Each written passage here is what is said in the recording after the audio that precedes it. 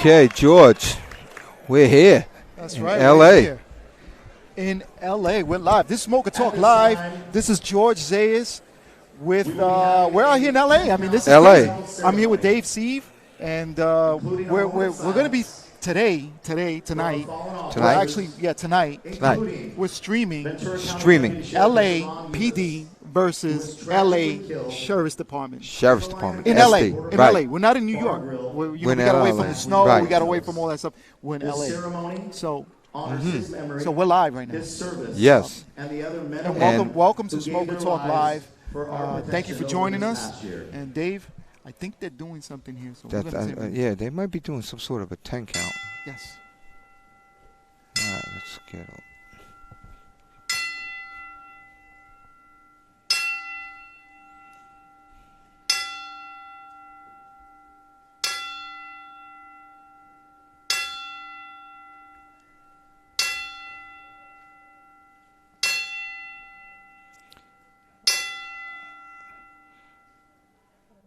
I counted 12.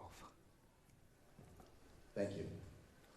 All right, George, I counted 12. I think they do 12 counts out in LA. We'd like to give a special very big thanks to Steve and Kathy Needleman. Can't hear. They can't hear. Can you hear us? Eddie Joseph, test. Deputy Sheriff, CARES Foundation. Just make sure. All right. So we got volume. LA County Supervisor Catherine Barger. How we doing over there? Give us a test. Eddie Joseph, can you hear us? The Star and Shield Foundation, SureFit Mouthguards, Sempra Energy, Tecate, and the First City Credit Union. We'd also have George Zayas, can you hear us? Yes. All right, Jay Torres, 5x5. Thank you, Jay. Thank you. Hey, listen, if you're gonna say you can't hear us, you better come back when we mic check you. All right? Otherwise, I'll body check you.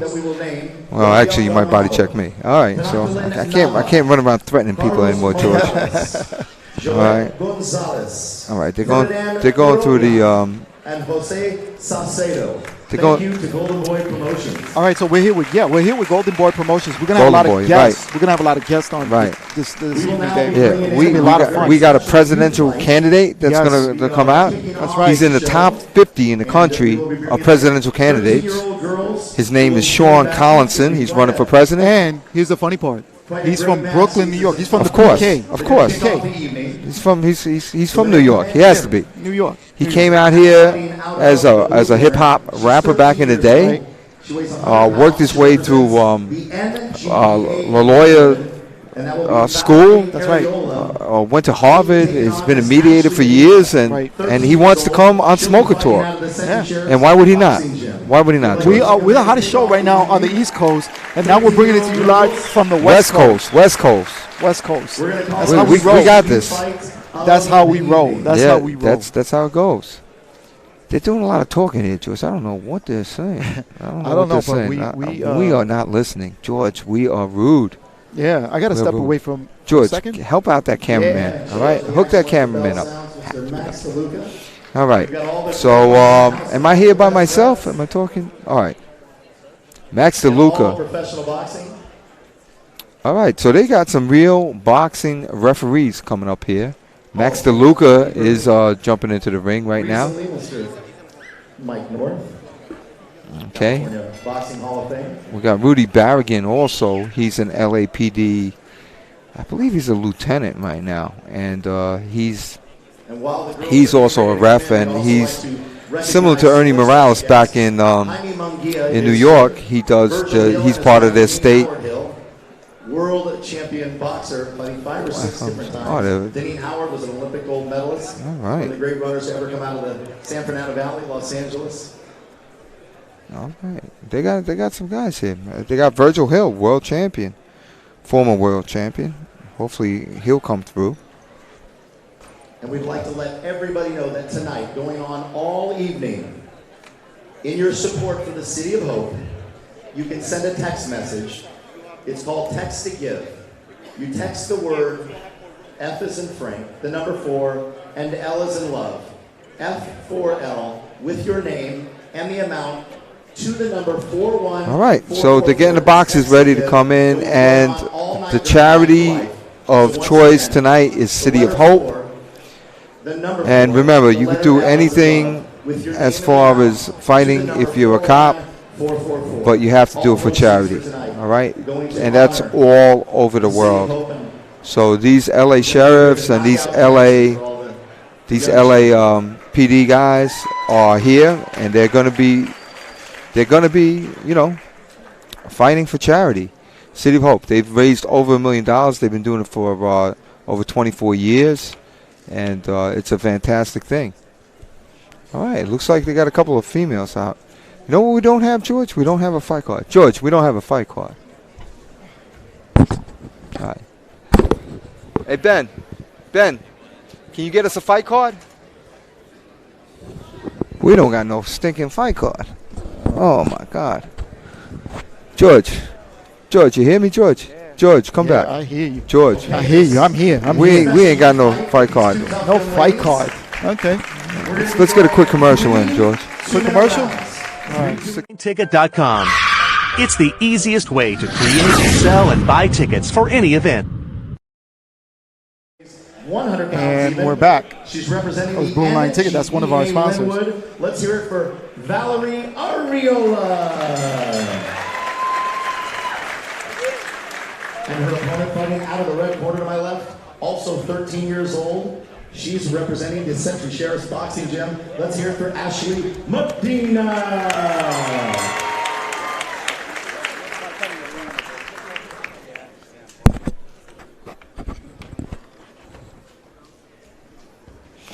All right, so what do we have? We have two 13-year-olds. Apparently this is a cops and kids fight with the kids fighting. And you have Valerie in blue and Ashley in black with the red gloves on. And Ashley's coming out like a storm. And wait a minute, we are sorry, a little technical difficulty there. Sorry about that. Okay, so we'll start again. All right. George, fight card. Yes, I got that. All right. Okay, so Ashley's in black and Valerie's in blue.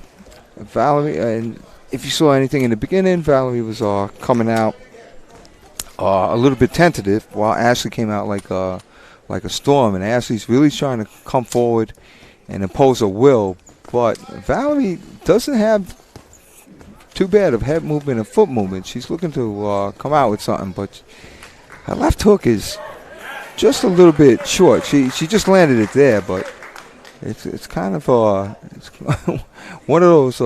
Hey, I'm gonna hit you with this left hook, and if you stay there, I will hit you with it. Type punches. Okay. So Dave, I'm back. All right. Sorry, just trying to help get the camera guy up and situated. everything. Situated. Just they do a little bit different here out LA. It's upside down. Is it still upside down? What's upside down? I don't know. People comment. No, it's it's upside fine. down. It's All not right. upside down. All right. It's not upside down. That's my mind. The thoughts in my mind. That's from they're looking about the top. They're talking about the top angle camera. All right, so that's the end of the first round. And Dave, talk to me. What do you? Not so dark. What do you see? What do you see, Dave? I see a dark camera.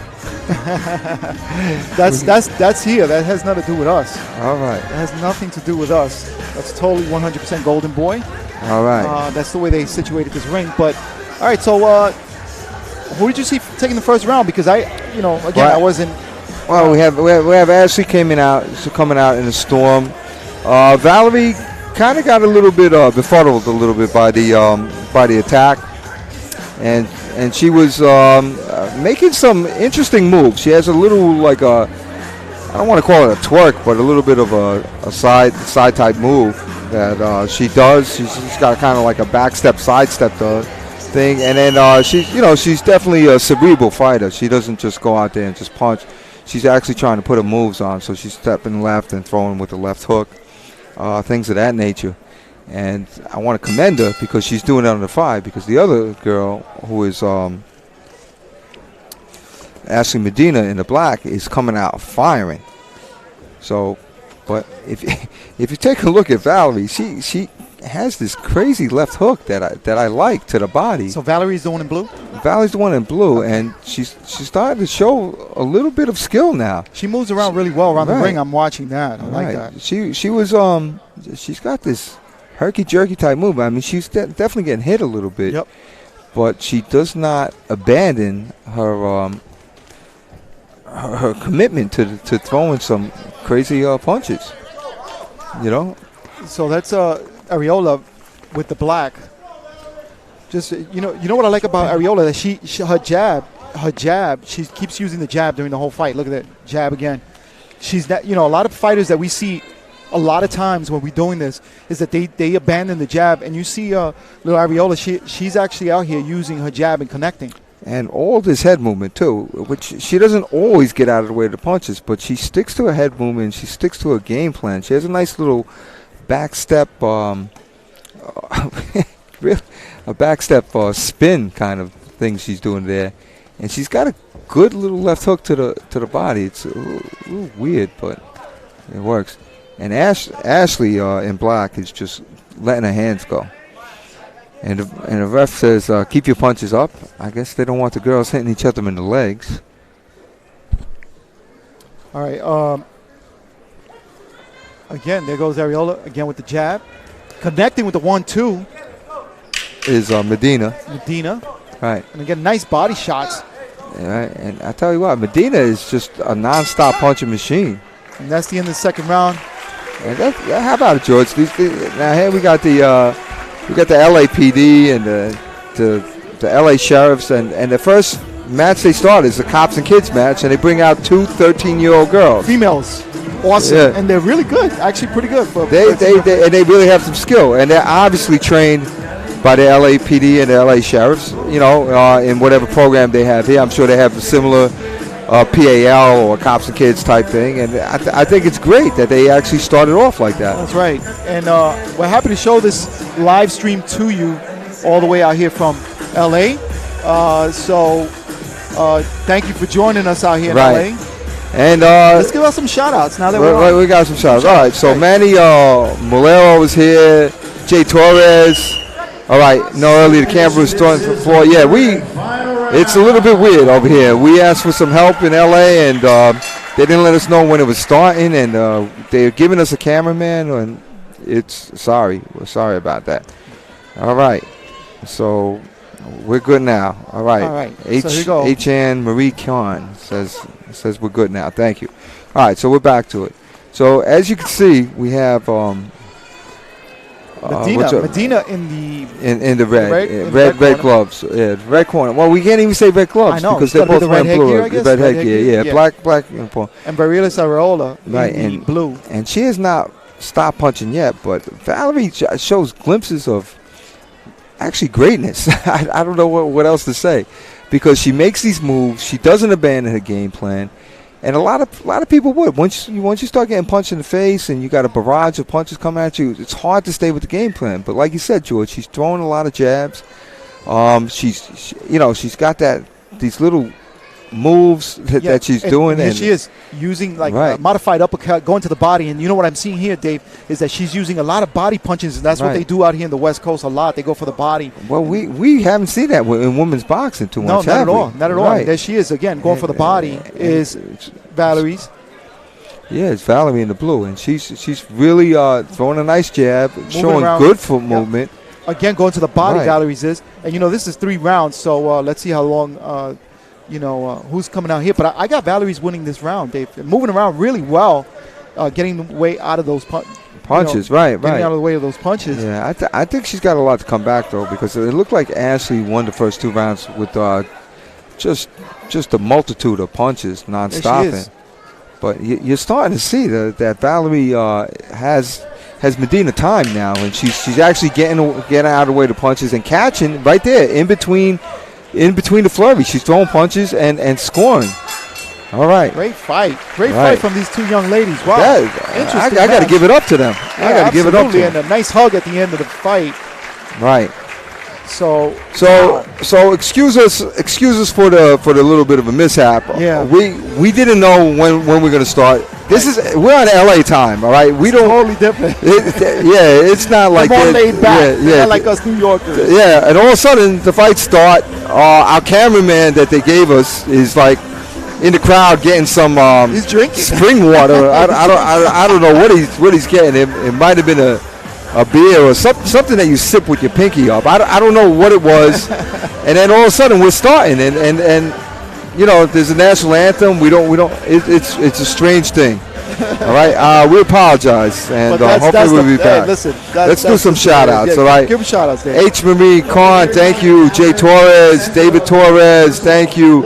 Lisa Hilton, who was there. Lex Ogan, Irv Martin, Jack Reese. Why don't we go up to the ring for the official announcement, Dave? All right, let's get the announcement. Giving them their participation trophies. All right, Craig Reynolds. Wow. It was dead even. Captain Kerry Carter from the Sentry Station. Captain? All right, they got some sort of captain in there, and he's wearing his captain blue jeans. That's his uniform of the day. Captain blue jeans and a striped shirt. They're easy over here in L.A. Great job by these 2 young ladies to start off the evening. And was there a decision? No, it's just participation. They didn't give a decision. Just it was participation. Now the next, we got 11. We got what? How many bouts do we have? We have 11 bouts this evening. No, I think it's 12. We have a main event. All right, so these ones count. Right, these are the ones that count. The ones that are coming up now. So you're going to be watching that now. Okay, and these are the actual police fighters. Okay, all right.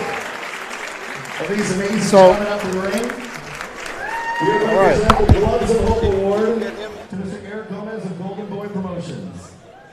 All right, so we're waiting. We'll see if we get a guest out here to come here. All right, so we got Chief Moore, and he doesn't like being called more or less, so we won't call him that in front of his face. But for right now, and that's the sheriff. Oh, that's the sheriff. That's Jimmy McDonald. All right, so we got the sheriff and we got the chief coming in, and we got some guy over here that's got his bugged shirt on. What's up, my man?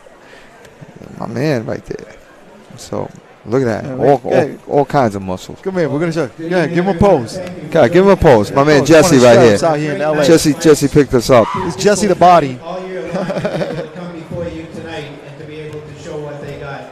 We've got the LASD, the LAPD, and other departments. All right, they give him some shout-outs here, George. Yeah, and in the ring, incidentally, is Oscar De La Hoya's who's afflicted by cancer. So it's so critical that all of us work together to try and be able to do our best for cancer research, so that the next generation to come doesn't have to deal with the same afflictions that we do. Let me kick it over to my partner now, Chief Mike Moore from the LAPD. That's Eric Gomez. Thanks, Jim. All right, so that was the sheriff, Yep.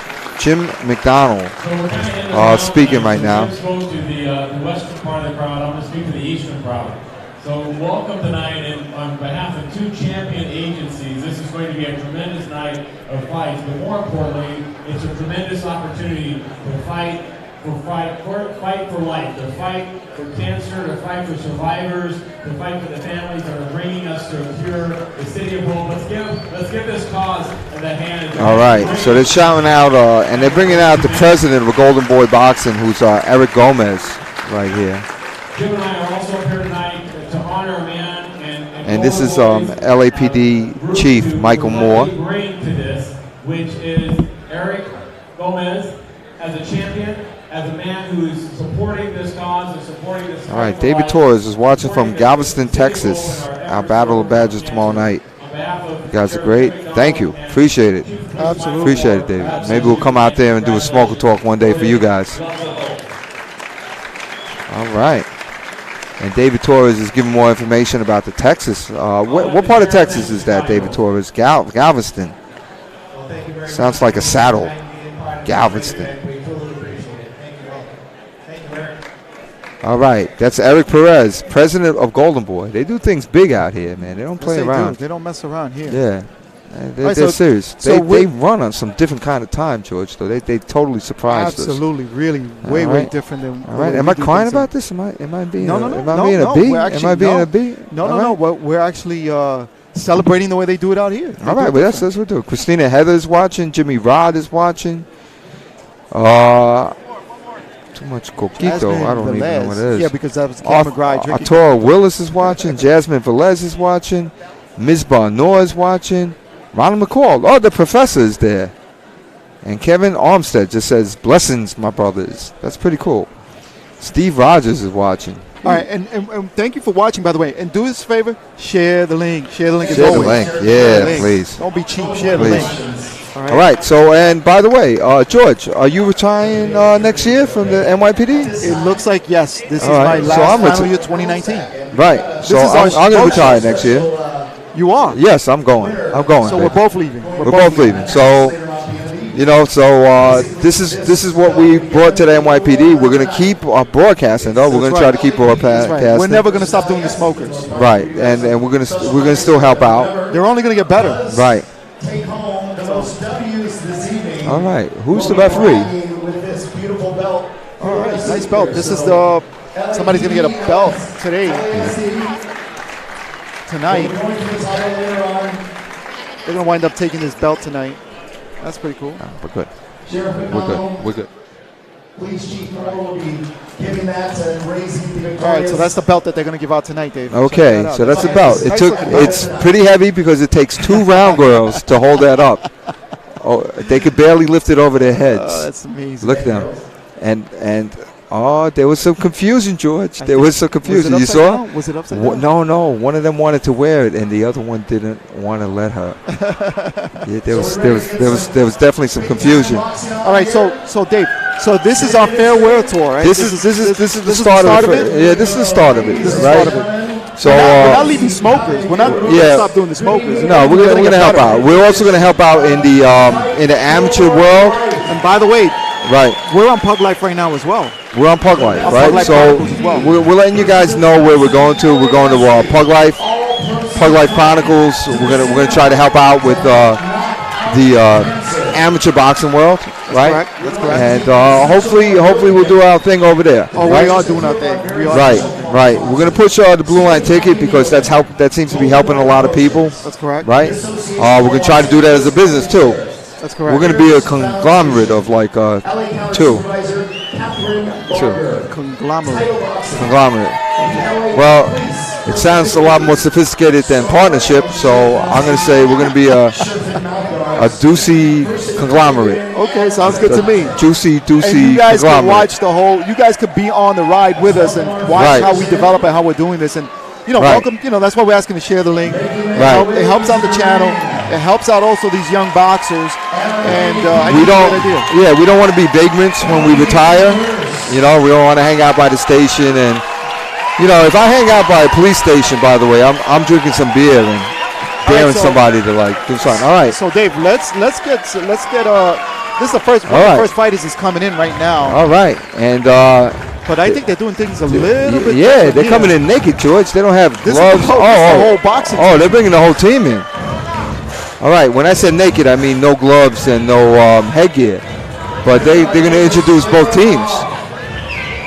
All right, they do things way different out here in LA, but this is pretty cool. This is different. Yeah. Now we've seen this kind of stuff. All right. All right. LAPD and LA Sheriffs coming in the ring. Michael Mendez. Can we get a replay? Yeah, we got a replay button. Yeah. You just go back and you watch it again. All right. That's your replay. Okay. Oh my gosh. You could. There's some sort of button where you go back, right? You can pull that back. Yeah, that's your replay. Some of the stuff I can pull. All right. And this place is getting crowded. All these guys, all these boxers are coming into the ring. And George, I see the ring bending in the middle. George, I see the ring bending in the middle. I'm scared. How many people are they going to put in this ring? I don't know, but this place is getting really, really packed. The ring is getting packed, and somebody's holding up some sneakers or something. I think he's throwing sneakers to the crowd. No, I think he's throwing out T-shirts. It's not sneakers. I don't think I want to get hit with a sneaker in the head. All right. LAPD is sharing it, and there goes John Negretti. He's the head of the LAPD boxing team. I've known him for quite some number of years. And look, they're still bringing people into the ring. George, this is LAPD's version and LA Sheriff's version of how many clowns can you get in a car? How many cops from the boxing team can you get into a ring without it breaking? Without it breaking. There's no way this thing ain't going to come down, George. No, There's no way. This looks more like a battle royale. That's what it looks like. This is some serious stuff over here. How many cops can you get into a ring? Ladies and gentlemen, it's time to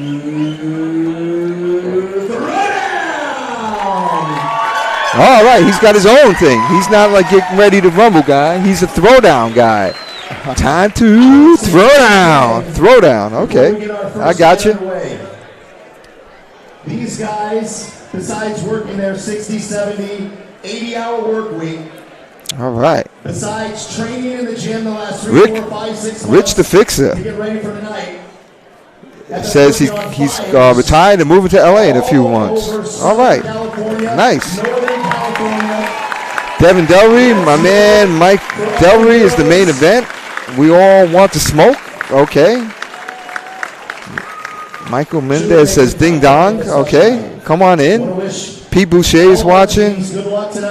Who else do we got out there? Destination 831. Yeah, that's my buddy from California. He's out there sharing the link for us. Thank you. Thank you. Destination 831.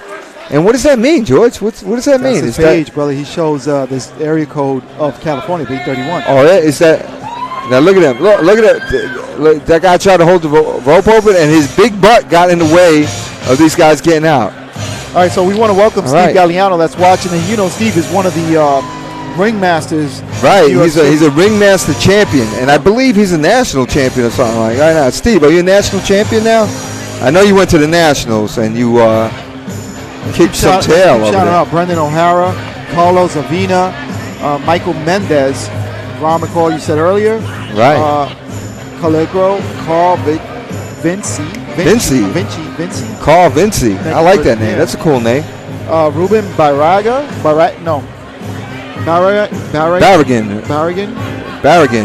Probably related to Rudy Barragan or Carlos Barragan. There's a lot of Barragans out here. That's what is that, a Mexican name? That's a Spanish, like a Western name out here, I think they got. There's some Barragans. Yeah, let us know, Ruben.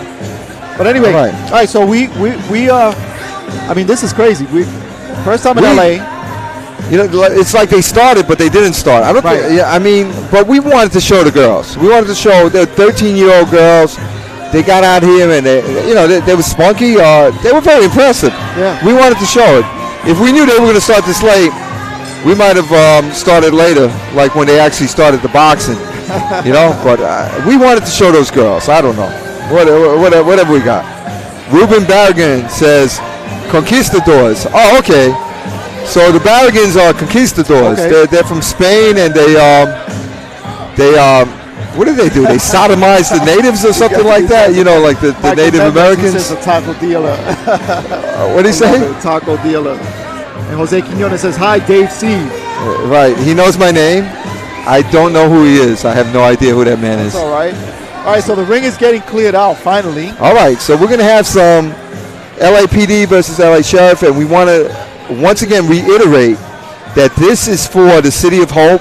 It's a hospital. They're fighting cancer, and they're fighting other diseases. A lot of them have to do with kids. They are cancer specialists, though.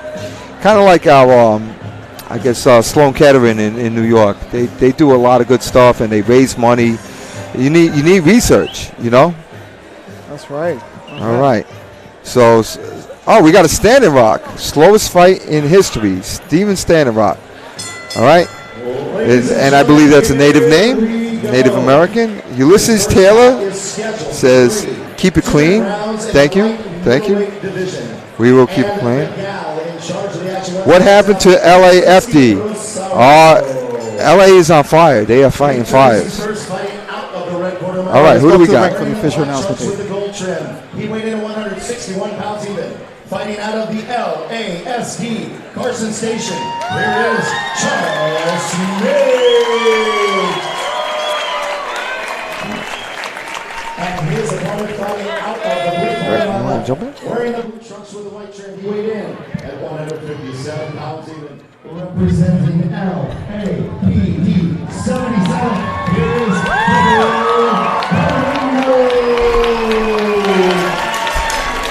All right, and sitting with us is the first guest of the evening. We have Eric Gomez.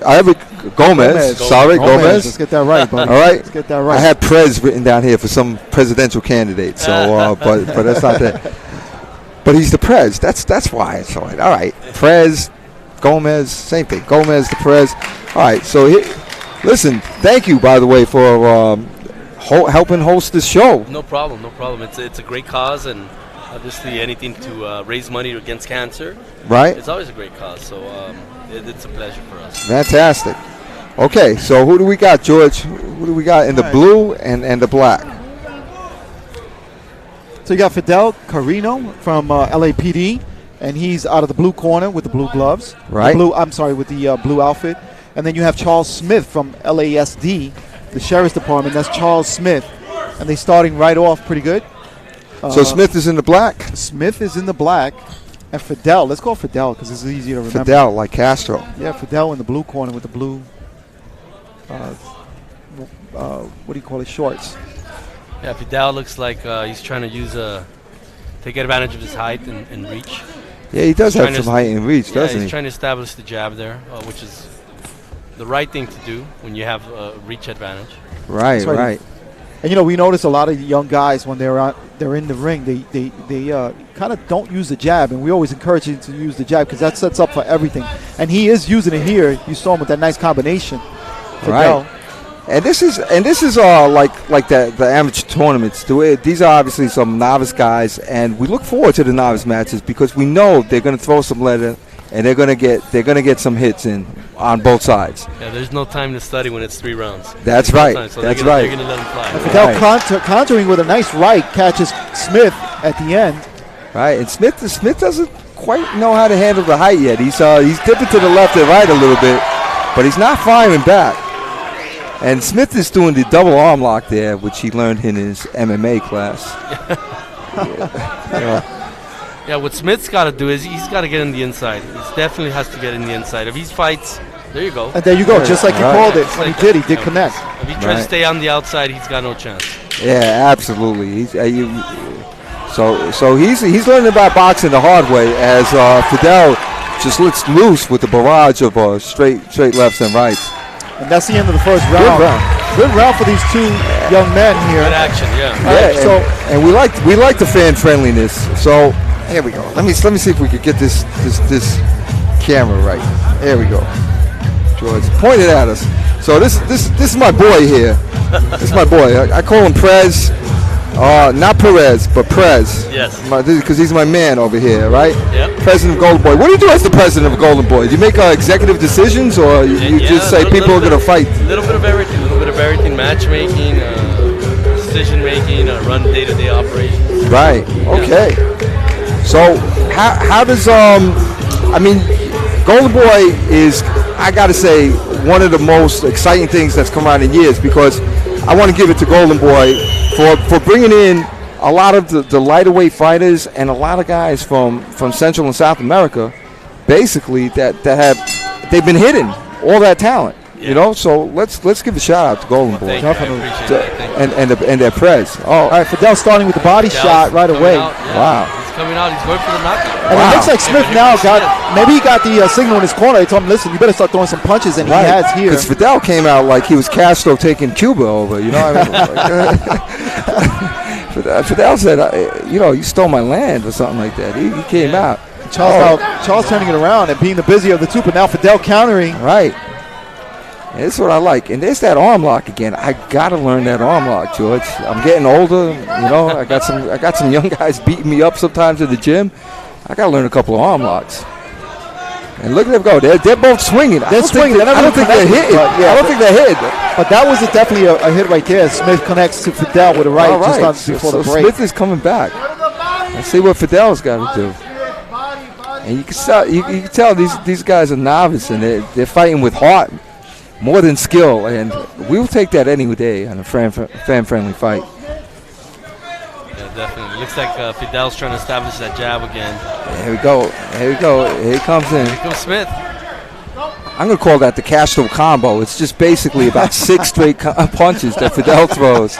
And he just throws them as hard as he can. He doesn't aim, doesn't look, just lets him go. I like that. And you know what? That's what's winning him the fight right now, in my opinion. Now, that's the way I see it. He's the busier of the two. Smith started first in the second round, started busier, but Fidel now kind of adjusting now. And Smith was trying to trade jabs with Fidel. With the shorter arms, Smith kind of lost that little battle there. He's got to throw that double jab. Right, absolutely. Yeah. And look at him. Oh, my God. I think they hit our cameraman. Did they hit our cameraman, George? Yeah, I think he took a couple punches. He's all right. Listen, that's part of the job. And look at these two. They're going. And Fidel's throwing the Castro combo again. I think he threw 2 Castro combos in a row. That's 12 punches in about 6.5 seconds. Yes. So we got it there. All right. So now is that?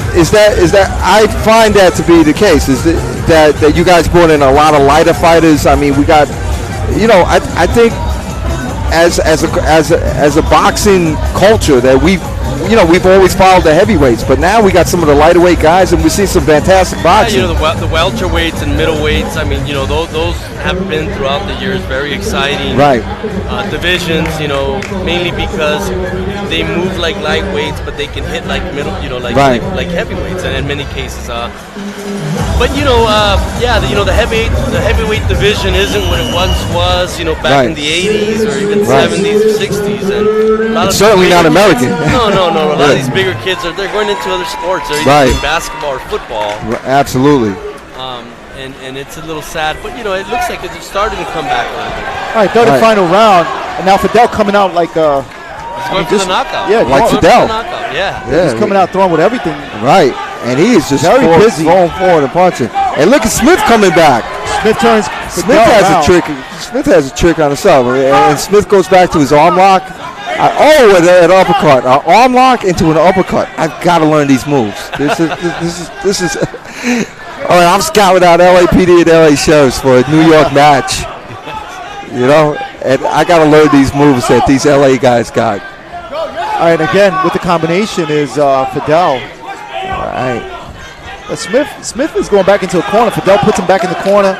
And again, looks like they're tiring out. Fidel now kind of stops throwing the punches. And the thing is, Smith is not answering, just stays in the corner. I think these guys are, they're tiring themselves out. What Smith has to do is when Fidel catches his breath, he's got to let go with some punches. But he's just not doing that.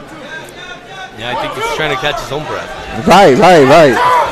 Which is never good because then the other person's got a combination by Fidel. And what combination is that, George? It's the perfect combination right now. It's the Castro combo. Come on, George. You gotta stay with me, George. Stay with me. Oh, he's got him in the corner. He's got Smith in the corner. Looks like he hurt him. Yeah, I don't think Smith is going to come back from that, and they're going to call an 8 count. And who's this ref? Do you know this ref? I'm not from the West Coast. Yeah, she works with the commission. She's with the part of the California State Athletic Commission. She's very experienced. She did the right thing there. Right, very sharp. All right, so Smith slipped some punches, and Castro's coming forward. He's not even bothering to do any footwork. He's just walking forward like a machine. And that's the end of the third round, end of the fight. These guys had an excellent fight. And that is a fan-friendly fight. Absolutely. You know? You got your money's worth. Yeah, that was very exciting. All right. So are you scouting out some talent here? Do you guys do pro-am shows out here? No. It's all professional. Professional. We'll get involved once in a while. We'll help out. Right. But no, it's all professional, basically. Okay. All right. And what do you see for 2019 with Golden Boy? Just more great fights. Our motto is, to have the best fight the best. Right. We're all about having the big events and a lot more title fights. Okay. And now you guys opened up on Facebook Watch. I saw that you guys actually did that. I'm a fan, so I'm always watching. Yes. You guys have a lot of big time. That's been very exciting. Obviously now, the way TV has changed. Yes. Right. It's gone digital now. Yes. Which is very different than linear TV. But the great thing about it is that you can reach people around the world now. Right. Around the world. Right. On a mobile device. On Facebook is worldwide. I mean, they have like 2 billion members. Right. So you can reach people. We might have up to 1 billion right now watching us because you joined. I hope so. And we want to encourage you to share the link this evening. If you're watching. All right. Well, let's get the decision, George. Let's go up to the round. Let's go up to the ring with the official announcement. To the scorecards we go. All 3 judges in agreement. Scoring the bout unanimous. I think Fidel won the... Yeah, I think the Castro combo. Yeah, he won the Revolution. Yeah. Scary thing is that he's probably too young to even know what we're talking about. Presenting the fighters their trophies. All right, so getting back to the to what we were talking about. I watched the first one you guys had in August, I believe it was. Yes. And yeah. Then I kept watching, and I was really impressed with the way it was done. He actually got out of timeout because he shared it. Yeah, I shared it. When I showed it up on our channel, they put me on a timeout, and they gave us a strike. We got a Facebook strike on that one. Listen, what can I tell you? I'm a fan. I'm a fan. I'm a fan of De La Hoya and the whole Golden Boy. You know what? I've been watching De La Hoya since he was a kid, by the way, since he was like 14, 15 on a kid show. Oh, right on. Yeah, and been a fan ever since, man. That's great. Well, thank you. Thank you for supporting us, and hopefully we'll continue to make the fans excited about boxing, and we're trying to grow the sport. And you guys are actually partnering up now with Eddie Hearns and The Zone, right? Is that correct? We partnered up with The Zone. We're with The Zone. Right. Eddie Hearn also has his own dates. Yeah, he's part of The Zone as well. But The Zone's basically it's the Netflix of sports. That's correct. That's exactly what. Yeah, which is very exciting as well. Let me ask you something. Do you guys have anything to do with the Mikey Garcia, Errol Spence? No. But that's a great fight. It's gonna be a great fight. And what is he jumping 2 weight divisions to duck Lomachenko, or what's going on with that? He's going up, and he wants to dare to be great, which is always very good in boxing. Right. He's fighting a very good fighter. He can hold his own. He can hold his own at welterweight. Right. It's going to be a very, very tough fight. It's not an easy fight. But I'm sure he'll be able to hold his own. But Errol Spence might be a little too big for him. Yeah, that's what I'm saying. It's just a strange move. I think it's the strangest move. I thought it was going to be him and Lomachenko for a super fight, and then he jumped up 2 weight divisions and said to take Errol Spence. Does he see a kink in the armor? I'm sure he does. He there's something maybe he sees that he feels he can exploit. Right. But the intangibles, you can't. The size difference. Right.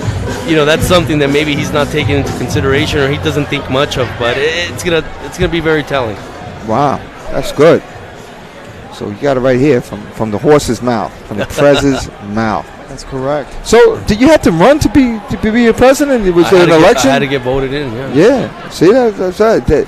And people think I'm being funny. There's a board election. Yeah, there is. All right. You can't just become president of a company. You need to work your way up there. Put that work in. Yeah, right. definitely. Yeah. Right. Learn hard the work, business. Dedication. Right. Blood, sweat, and tears. Absolutely. Absolutely. There's been sleepless nights and hard work and punching his keys on the computer and all that stuff. Things of that nature, all right? And bribing other board members, yes. Hey, I got tickets to the next fight. It would have worked on me. By the way, you invited us. Let's get him on. Let's solidify this. So you invited us to a fight in New York, right? We're going to be doing a big fight December 15th at the Garden, and you guys could be my guests. Okay, now if you don't see us there, you know what the Prez did, right? He gave us one of those presidential pardons, like, pardon me, I forgot. You know what I mean? That's what he did. All right? Oh, my gosh. All right. Who do we got here? So, Eric, as long as you want to stay here, you appreciate it. I know you got to leave, right? I see you stand. Right, my okay. wife's like missing me over there, so I got to get back absolutely. to her. Look at this. I want to thank you not guys. only a president, but a good husband. Thank you. All right? Yeah, I thank you guys for having me on, and this was great. So. Thank you, brother. Thank you for being on. And this is what we do. We enjoy bringing the live sports, boxing primarily, to all our viewers. And thank you so much for being here. All right. And one more last look at the and Eric, thank you for being golden. Right on. There you go. Thank you. All right. All right, guys. Take care. Ciao. This next bout is scheduled for Thank you. I'm going to get you guys a business card of one of my associates. Introducing first. Okay. Fighting out of the red corner. All right. Wearing the black trunks, he weighed in at 172.5 pounds.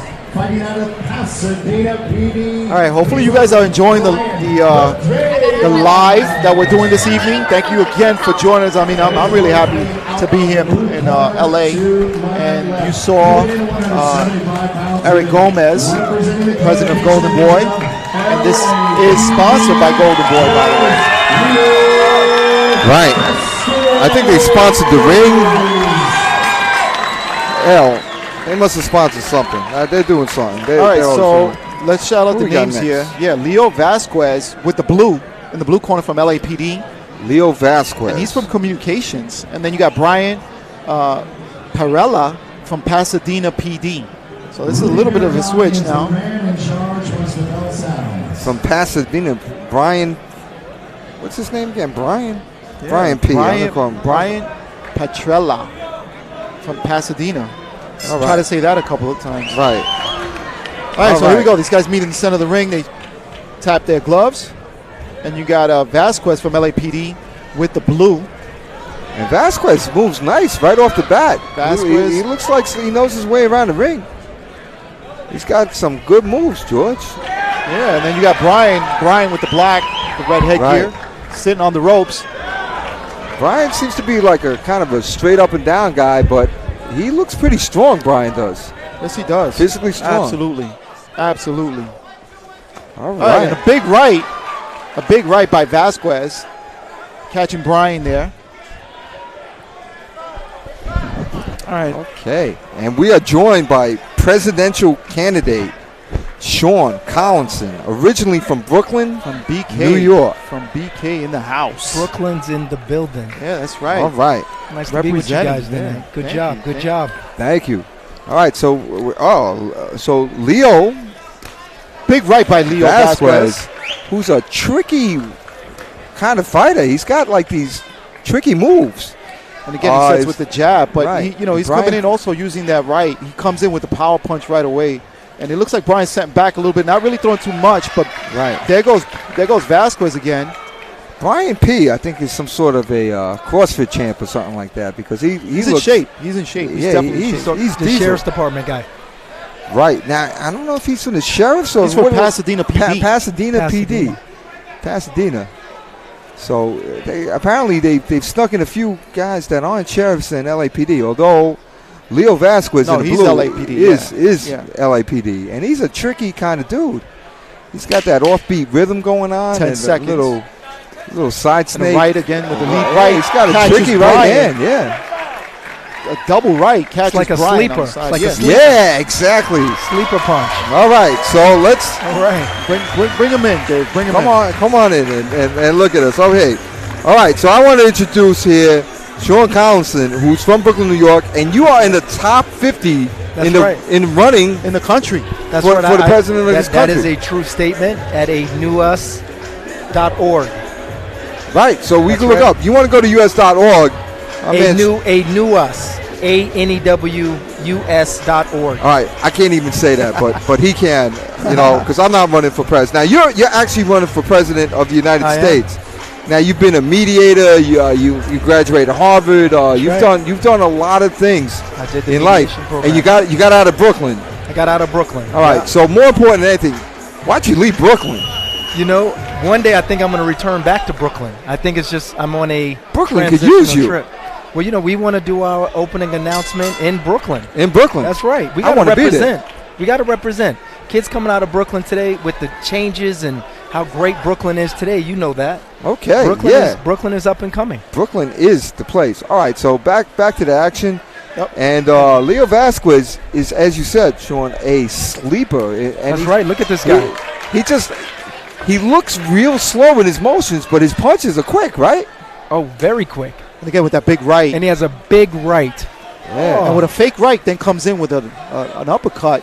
Not really connecting cleanly, but nonetheless, he's making contact again now using that jab. And Brian P. How do you say his name again, George? Whatever we call Petrella. it. Petrella. Petrella gets caught at the end of that right again. And let me tell you, to be a quick night if he keeps getting caught like that with those rights. I don't know. I think Petrella could probably get hit by like a crane or something, and it wouldn't affect him. This guy is muscular as all heck. And now Petrella fighting. He doesn't seem to be using it, though, as much as the sleeper. Right. The sleeper's a tricky guy. The sleeper's obviously, I like that name. Yeah, we're calling him the sleeper. Yeah, sleeper. This is the sleeper with his leaper right hand. And he's aloof. Yeah. Aloof. I love it. All these great words. So the aloof sleeper. The aloof sleeper.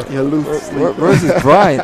Well, you know what it is with Brian is that he's a novice too tight. guy. I think he's too tight, Dave. He's a novice guy. He's learning the ropes. He's fighting a guy with more experience. That's what it is. And he's trying to come in with his jab. Normally he would hit a guy who's novice with the jab, but the sleeper is a little bit tricky. He obviously has more experience and knows how to get out of the way of these punches. And as he does that, once in a while he pops that right hand right over. And there it is. Big right again. There it is. And follow up by a jab. And then look, he's away. And then you think he's falling asleep. And again with that lead right. Yeah. Gets caught by the right on Petrella. Tries to fake at the end of that bell. But let's go back to right. So this is a fight of experience. Now, listen, we don't get too many presidential candidates in here. Have you had any presidential candidates? You're the first. You're the first. You're the first. With too many. Right. By too many, we mean zero. So what do you think about boxing as a sport and as I love boxing. These guys put in so much work. Right. Recently with the City of Hope, we've been over at Wild Card. Right. At Freddie Roach's gym. And just the amazing stamina and agility that it takes to do this, my hat goes off to them. Right. And now you're with City of Hope and you help organize this event. Right. Can we say you just organized it yourself? No, you couldn't say that. We can't say that. All credit would go to Angel Price and Oscar Barragan and Isaac. Those guys are amazing. Oscar Barragan is the president of Fight for Life. Absolutely. This event. And all the money raised here is going towards cancer research for City of Hope. Yes. That's fantastic because you need research. Angel Price put it together and organizes it through them, and she's done an amazing job. Fantastic. Okay, and it looks like the sleeper got caught with a big left. Whoa! Now he retaliates with he just got woke up. He just got woke. and this is what I'm saying about this Brian P. guy. He is a strong guy. He just can't find the right distance because the sleeper is just moving his head in all kinds of directions, moving a little bit to the left, a little bit to the right, little front, again with that lead right. Right. Now using the jab. A tricky jab too. He throws it from underneath and from different angles. Again with that big right connecting. Big right. Aloof sleeper, big right. Yeah. And Brian trying to answer back, but not a lot of power behind those punches. you know, he does have power. It's just that when the guy knows how to just move out of the way at the last second, and you don't hit him, the power is dissipated. Oh, how's that for a word? Here we go. Hey, you got aloof and dissipated. What do you think? I like it. Aloof, sleepy, and dissipated. There we go. I like it. Whoa. Just fantastic commentating here, if I do say so myself. How do I get the link? How do we shout out the link? All right. Yeah, it's Smoker Talk on Facebook. Smoker Talk. TALK. Smoker Talk. Say you it would the way I spell it, because not you're the way I from pronounce Brooklyn. it. Yes. And you would understand because you're from Brooklyn, because when I said it here, they were like, we don't know what you're saying. They didn't understand what I was saying. Look at Brian P. Brian P. got it a good right hand. I think he's got the sleeper's attention. He's got him a little woke now. And I tell you what, Brian P. is in some shape. And again, big shot. They're exchanging there. They let him go. And Brian P. connects with a big right. Whoa. And this is what I'm telling you. The man had the power. He just didn't have the skill and the experience. Right. Because of the sleeper. The sleeper was trying of experience. That's it. If this guy keeps up with it, he's definitely going to be somebody to watch. All right, exciting fight. All right, so a couple of shout-outs that we got to do. We got to do a shout-out. We got to talk shout-outs. to Monty Ibrahim, and Cop Ertop. Come on, why? We got Ronald McCall. Ronald McCall. That's AKA the professor. Right. We know him. We got Daniel Matthews. Daniel's in the house. Daniel, who you voting for? All right. When it comes time to when we want a new president, right? What are some of your core values? Give me a core value. Give me one core value. I like universal health care. You like universal health care? I think people that should be able to make sure their families can have good health. Good health. I think also bringing back jobs, making sure that everyone goes to work, making sure that if you want to put forth an honest, earnest effort to be successful, you should be able to do that, and making sure that should be able to happen. I like that. And what do you think about guys in McDonald's? Should they get $15 an hour? That was a big question. I believe that minimum wage is far too below, and people are in poverty because of minimum wage. I think that has to be much better. All right, so you want it raised? Yes. You want it raised? Okay. I would be a proponent that people work hard 40 hours a week, and they should be able to take care of their families. All right.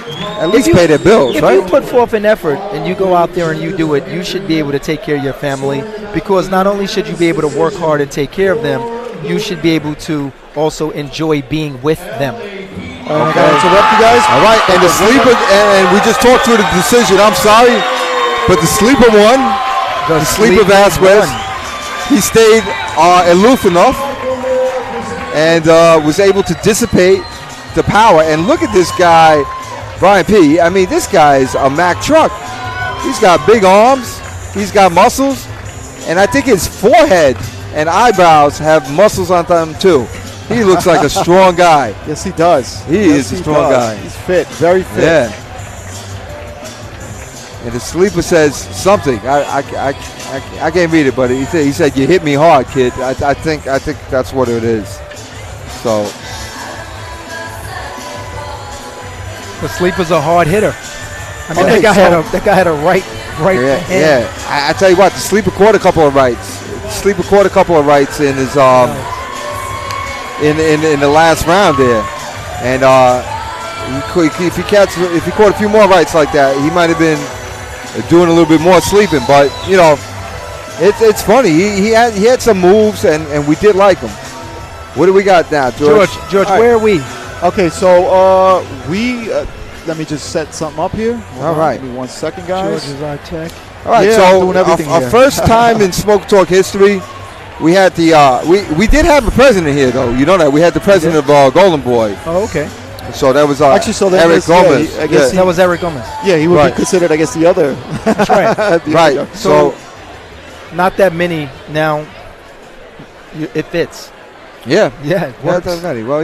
Well, he was a presidential candidate himself, but in Golden Boy, he had to win an election. Oh, nice. He had to get passed by his board. Okay. Yeah, passed by his board. I like that. I mean, it's a little bit different than trying to reach out to the whole country, but you know, there's money involved and some sort of lucrative something's got to be. There's got to be a reward for doing that, becoming the president of a Golden Boy, right? Right. Oh, for sure. Okay. Golden Boy is probably the next big thing in boxing to be the next. Well, if you not know what? already. Yeah, you know what? It looks like they're partnering up with the Zone and they're becoming the Netflix of boxing, as they say. And George and I were talking about that before, and it's pretty. Was that it's pretty correct? interesting. We are Smoker Talk on Facebook. Facebook or YouTube? Facebook. Right, Facebook, All right, so, YouTube. We are not SmokerTalk.com. Got it. Okay, so one thing. Although we should be SmokerTalk.com. Yeah, it's right? coming. It's coming. All right, so just want to real quick thing. My son's 11 years old. Right. He wants to give you a shout out from New York, Sean. Thank Okay. you. He says, What's your son's name? Daniel. Daniel. I think I did the shout out to Daniel. Daniel Right. Zayas. Yeah, Daniel. So Daniel Zayas. is Yeah, he says no. He's on. did he here. go to a newus.org? He's a kid. He wouldn't know about it. Oh, he wouldn't Right. know. He's Got here. it. That's him. That's my son right there. The Z-Man. Hey, the Z-Man. Z-Man. Thank you, Dan. He I says, appreciate wishing you that. luck, sir. Thank you, sir. He is Z-Man. We are representing. That's my little guy Appreciate out that. in New You York. picked that up. How old is the 11. Z-Man? He's 11. 11, yeah. I have a 5-year-old, so I know it well. Wow. 5-year-old. Excellent. And a 22 and a 24. Really? Oh, well, how old are you? Okay. we're not going to ask the man. his age. Sean is young. I'm with you guys. He's a good-looking guy. I'm with you guys. Really? You're No, good. I was saying the same thing about you guys. Looks great. Didn't I man. say that earlier? Yes, you did. Yes, I you did. did. Yes, you I did. did. All right, so let's go up to the ring real quick. Manuel Mendita, is that how you pronounce it, for LAPD? And then you have Ishmael Opina from, where is he from? He's from the Sheriff's Department. Yeah, this in is Lakewood Sheriff, Station. right? And what's his name? Ishmael. Ishmael Opina. And he's in the red with the red gloves, red headgear. And Manuel with the blue. Manuel's in the blue. Ishmael's in the black. Ishmael's from the Sheriffs, and Ishmael's trying to come in there. And it looks like Manuel has a good jab and good foot movement. And these guys seem to be a little bit more experienced moving around. And the weight here is 180 pounds. These guys move pretty well for 180 pounds. And Manuel, trying to reach with that right. And Ishmael now on the outside. Well, Manuel is just popping his jab and moving around. He's kind of seeing what Ishmael has. And Ishmael is, he keeps pulling back out. I mean, like, if you're going to jab, get in there and let that right hand go. But he kind of is holding himself back a little bit. Manuel there he getting caught goes. with that right. Ishmael catching him with that, with that left. That left hook, yeah, That it was good. I think that's because he actually went in that time and threw the punch. If you want to get in there sometimes, you know what you got to do. You got to get in there. You got to go through the fire. That's right. As Chaka Khan would say way back in the day. Hey, you're aging yourself now. Yeah, old as dust. Sorry. All right, so Manuel in the blue again. Ishmael countering with a big right, catching Manuel there. And I'll tell you what, Manuel has a good jab, but he just can't. He's not really landing it. He's keeping Ishmael off him, but he's not really landing that jab. He needs to step in himself a little bit. I think Ishmael is starting to reach now. Well, not really. These are like the land of the non-reaching giants. They're both not reaching each other with their punches. Wow. That was a pretty good job by the Sheriff's Department, though, on that one. It's just a little bit weird.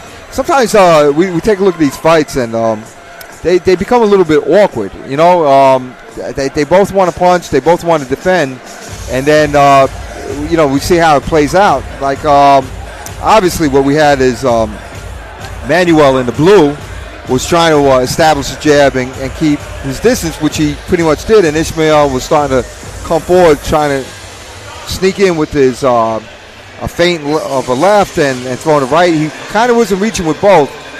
So it was a hard round to call because they both did a lot of non-hitting each other, you know? That may have been a tie on that round. Yeah, they're not. Somebody's going to call it, but definitely That was close to call. Yeah, that's too close for you or I to call, I think, from over here. Okay, so round number 2. Again, you got Manuel in the blue and Ishmael in the black. Well, I'm going to make a prediction here. I'm going to predict that these guys are actually going to hit each other this round because the feeling out is over with. And Ishmael did a nice job there, just throwing that jab, pushing it out there, catches Manuel. And again, now Ishmael putting Manuel in the corner, against the ropes.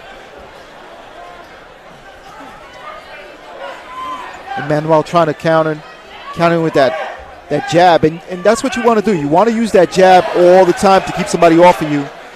Manuel now using the jab, going to it. It looks like Ishmael's thinking about it now. Tries to go to the body. Does not hit, does not connect.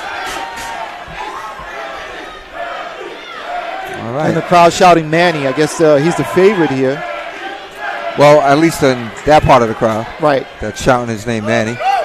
All right, now Ishmael just scored with a good jab. Manny came back. Again, jabbing his way through. Manuel. Right. And I'm just, again, this is the land of the non-hitting giants. They're throwing a lot of punches. They are throwing punches, David. Maybe not as many as the lighter weights, but they are throwing right there. Connecting is Manuel. Right. Okay. Finally scored, and there's that lock.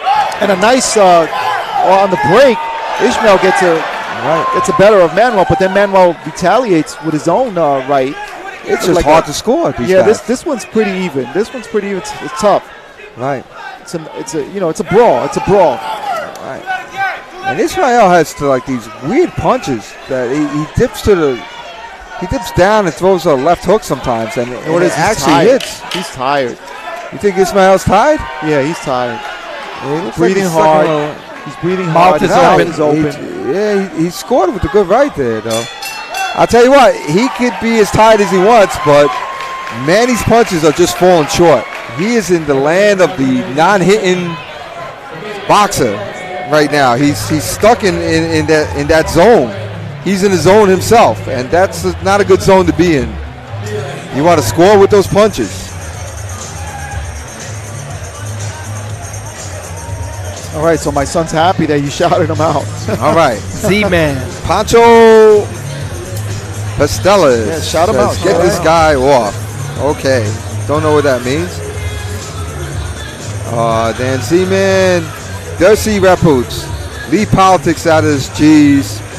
Oh, stop. Relax. You're right. This is the land of where we do what we want. Right? Welcome to Smoker Talk. We'll be talking about cleaning cars next. We'll bring anything up we want. All right.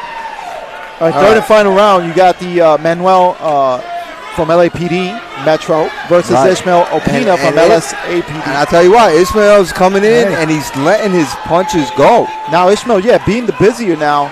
Right. Coming straight ahead. And he's breathing heavy, but he's throwing heavy too. Ishmael is serious. Yeah, he's come alive. And again, man, he's got the jab, but it's just not landing. And they exchange jabs over here. Right. And they are exchanging jabs at a fast and furious pace now. And Medina throwing that right, but not missing, just glancing. And again, catches him now, catches Ishmael to the body, catches him with another hook to the head.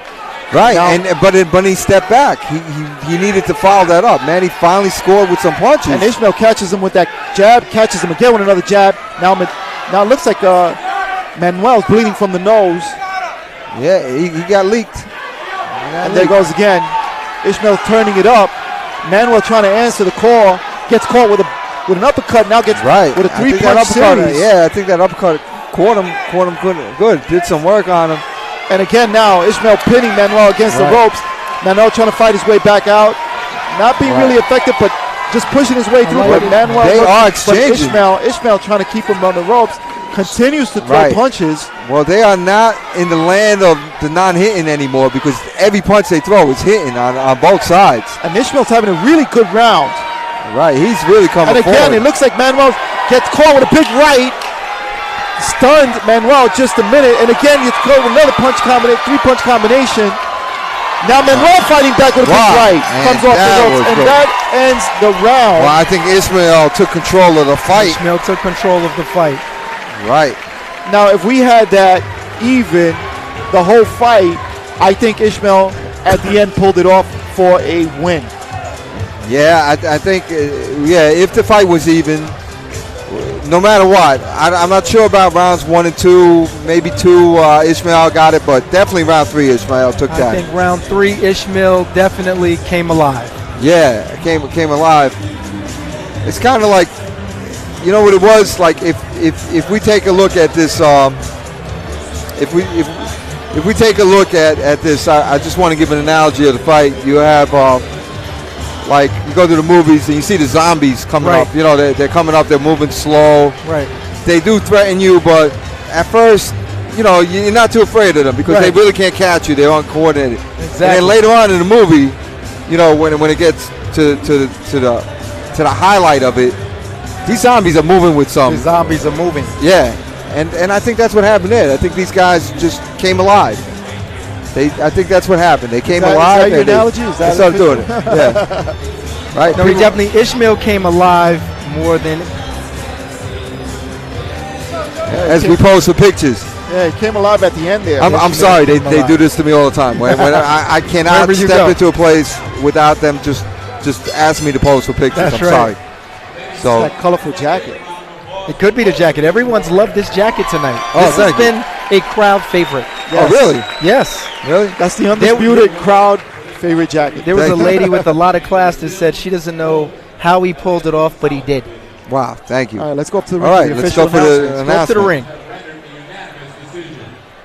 Unanimous. All right. No surprise there. No surprise That's there. what we said. He pulled it off. We called it. Round. That's what did it. We All called right. it on that one. All right. That was good. And I'm interested in seeing both of these guys fight again. You know, Manny's got a good jab. He's got good foot movement. He's just got to find his distance with the jab. Because if he was popping it and hitting with his jab, he would have controlled that whole fight. So, all right. So that was it.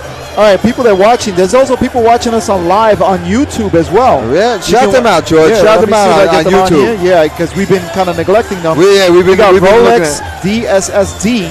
Rolex. Yeah. That's my boy. Took my watch when I was a little kid.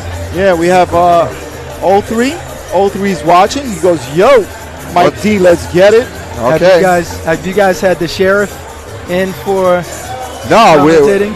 maybe we should grab him over here. We should grab him over here. All right. Yeah, sure. Jim.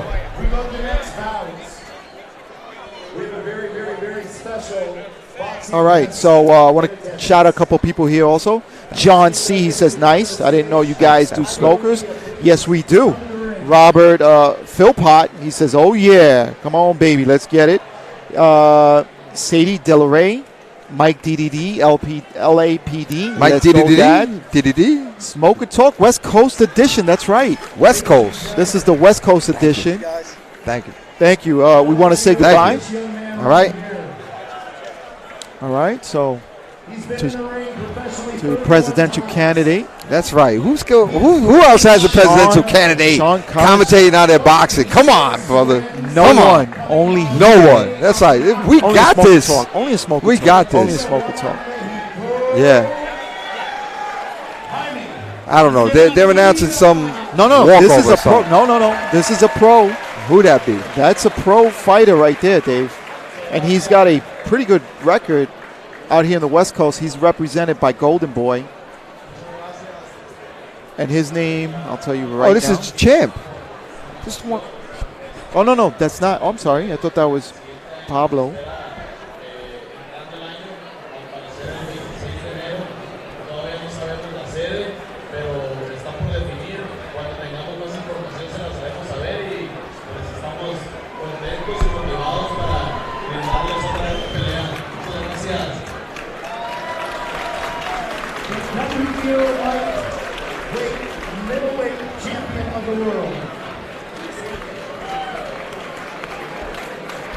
All right, we got the champ up there. Yeah. He said 21-0. Yeah.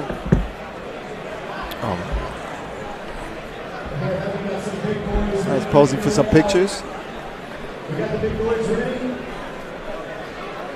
All right, that's WBO. Let's see if I can get him over here, Dave. Let me see if I can get him over Well, here. you got the Spanish going on, so absolutely bring him in. All right. Wait, get it. Yeah.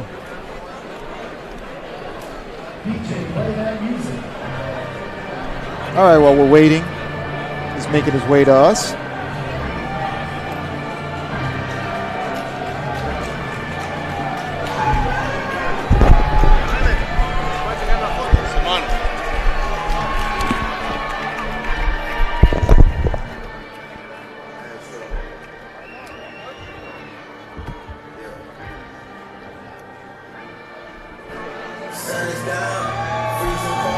All right, just give us a minute because we're trying to get everybody in here. Right, okay.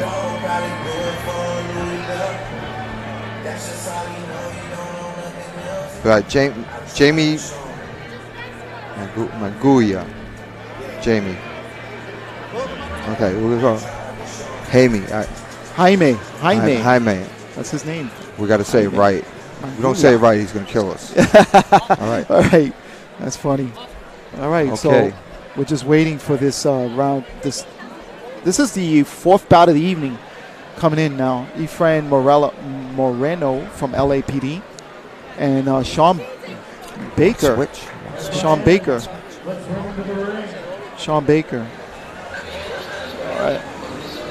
All right, so we got a little bit of a lull in the action.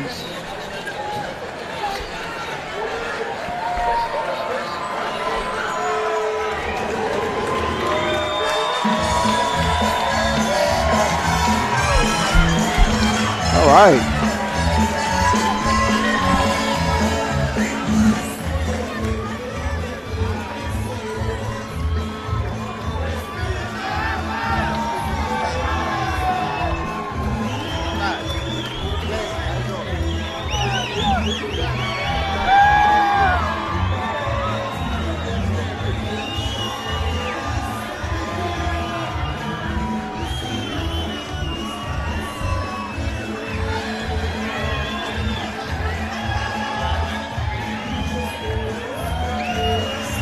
Okay, so we got a special guest here. This is the champ right now. He's 31-0. He's the champ. Look at this. But he only speaks Spanish, so I'm going to talk to him in Spanish. Bienvenido, campeón. Muchas gracias. So, estamos en vivo. Ahorita Claro. estamos en Facebook y en YouTube. Okay. Estamos aquí, venimos desde Nueva York. So what I'm telling him, I'm saying good, welcoming the champ. This is Jamie. Jamie, ¿cómo se pronuncia tu nombre? Jaime. Jaime, sí, pero el apellido. Munguía. Munguía. Jaime Munguía. So, Jaime Munguía. Yo no quería dañar el nombre tuyo. Jaime Munguía. Ok, Munguía. Y el récord tuyo es 31-0. 31-0, 26 knockouts. So his record is 31-0 with 26 knockouts. This guy right now is the real deal. Yo le estoy diciendo que tú eres la verdad. Tú eres la verdad. Usted es el campeón de verdad. Muchas gracias. Y nosotros venimos de Nueva York para aquí, para enseñarle aquí en Facebook y en YouTube, para enseñarle aquí el evento de esta tarde. Y te estamos dando un bienvenido aquí. Gracias por venir con nosotros. No, muchas gracias a ustedes por la invitación. Sí, he says thank you for the invitation. ¿Cuándo es la próxima pelea tuya? When is the next fight? Estamos, yo creo que va a ser el 26 de enero. Casi es, ya casi es 100% seguro. Okay. Pero yo creo que el siguiente mes, en diciembre, ya definimos exactamente la fecha y más que nada, pues la sede. Pero yo creo que es el 26 de enero. It looks like the 26th of January he's going to be fighting. They're going to know and finalize everything next month. So, un momento, as we go here, vamos a subir aquí a la tarima para que sepan lo que están peleando. Dave, let's call the fight, Dave. All right, George. Let me tell you who we got.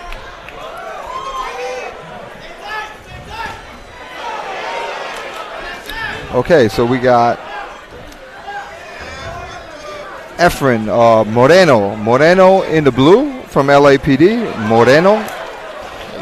And we have Sean Baker from another LAPD, right? This is 2 LAPDs? Fire department. Oh, fire department. We got a fire department there. Baker from the fire department. So I'm assuming he's in the red with the red. Right. So I don't know how he got off with all the fires going on, but Moreno's in the blue, and we got Baker, the fireman. Baker's a big, muscular guy, man. I tell you what, both of them are, and they're throwing some heavy punches.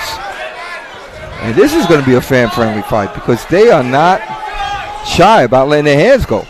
That's right.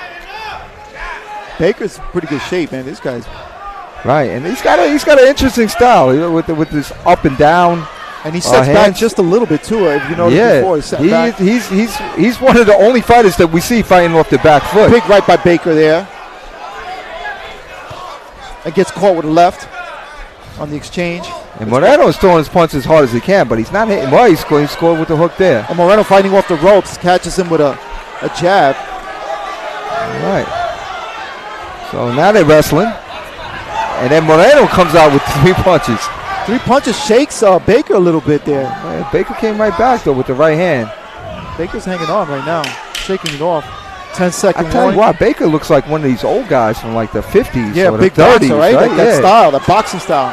Yeah, he looks like one of those guys from those black and white movies that I used to see. All right, so let me go back to Jaime. Absolutely. Jaime, okay, so si alguien quiere seguirte, ¿cómo te siguen por las redes sociales? En Instagram estoy como Jaime Munguía Oficial. En Twitter también estoy Jaime Munguía. Facebook Jaime Munguía. Okay, so I'm asking him how do you follow him, and this is how you follow him. That's his name, right there. So if you want to follow him, he's on Twitter, Instagram, Instagram, and Facebook. And Facebook. Snapchat también. But that's and Snapchat also, and that's the official. You have to look for the official name of Jaime Munguial. And this is a pro guy here. And we thank him for joining us. Not just a pro guy, but a pro champion. A pro champion. Campeón. Sí. Muchas gracias. So, ¿quiere decirle algo a tu fanático? Pues muchas gracias a todos los que me siguen. La verdad es que estamos muy contentos y ansiosos por estar de regreso de nuevo en el ring, si Dios quiere, el 26 de enero, iniciando el año. Y pues contentos I'll tell you what. Con la pelea, y pues espero brindarles una gran función como siempre me gusta hacerlo. Como siempre, y uno de los tiene un récord increíble, 31-0. Muchas gracias. Y esperamos mucho de ti, man. Okay, so vamos a hablar de la pelea un poquito. Claro. All right, so while you two were talking Spanish there, which I didn't understand any of it, but it was beautiful. Sean Baker woke up and came forward and threw about a zillion punches, and he had Moreno all backed up, but Moreno seems to. Saludos, Jonathan Bazán. And Moreno looks like he still has something in him, but Baker throws. I don't even think he looks when he throws these big punches. He just throws these giant right hands. Yeah, Baker has a very old-fashioned boxing style. He looks like Jack Johnson. Jack Johnson? Yeah. So, yeah. That's a big right by Baker. Or Jack Dempsey or something like that. He looks like one of these guys that fights off their back foot and just, I don't know. It's just a strange style. He looks like he should have a handlebar mustache or something fighting like that. And it looks like Baker's a little tired too. And Moreno's doing all right, but he's just not landing with this. With Moreno backing up, and looks like Baker's just putting his hands out, just trying to connect with anything. And now Moreno trying to back up, going to the body. And that's a good idea for Moreno to go to the body. And Baker with the sweeping right hand, all the way from the outside. A complete arm punch there, though. Complete arm punch. I don't think that'll go anywhere. Okay, so let me go back to Jaime. Right. Let's. What they got? No, he wants to say shout out. Yeah. Okay. Saludo. Muchas gracias, Jonathan. Un saludo para mi amigo Jonathan Bazán. All right, he's watching him here. His fans are watching him actually on YouTube. Oh, good. They're saying they're shouting him out, and they know him. They said gracias. They said to him, thank you. Muchas gracias. So, okay, good. You want to ask a question? Yeah, I want to ask you something. So, do you see see yourself in a unification fight somewhere down the line, or is it just up to your promoters and Si tú te manager? ves en una pelea de unificación en el futuro, o eso es algo que su manager tiene que hacer la pelea? No, pues claro que sí, la verdad creo que queremos unificar, pero pues creo que todavía falta tiempo para eso. Yo creo que el siguiente año pues vienen muchas cosas buenas y pues vamos a ver cómo se van dando las cosas. He says yes, he definitely in the future would like to unify that, but that's he has to see what happens in the future with that. Right. But definitely he does want to unify that, and he'll know by next year. Okay, cool. Excellent, excellent. All right, so Moreno now laying on the ropes. Baker trying to throw those punches, but Right. I think Baker's a little bit tired because you saw those wide punches coming from him Right. earlier, and now they're caught up in the middle. They're Right. wrestling a little bit. Well, you know what? The big boys, and they should wrestle a little bit because it kind of suits them. But here we go. So Baker, I'll tell you what, when Baker throws a punch, he throws it as hard as he can. And lot of Moreno's power, doing yeah. a little bit of pushing. He's doing, we call that mugging.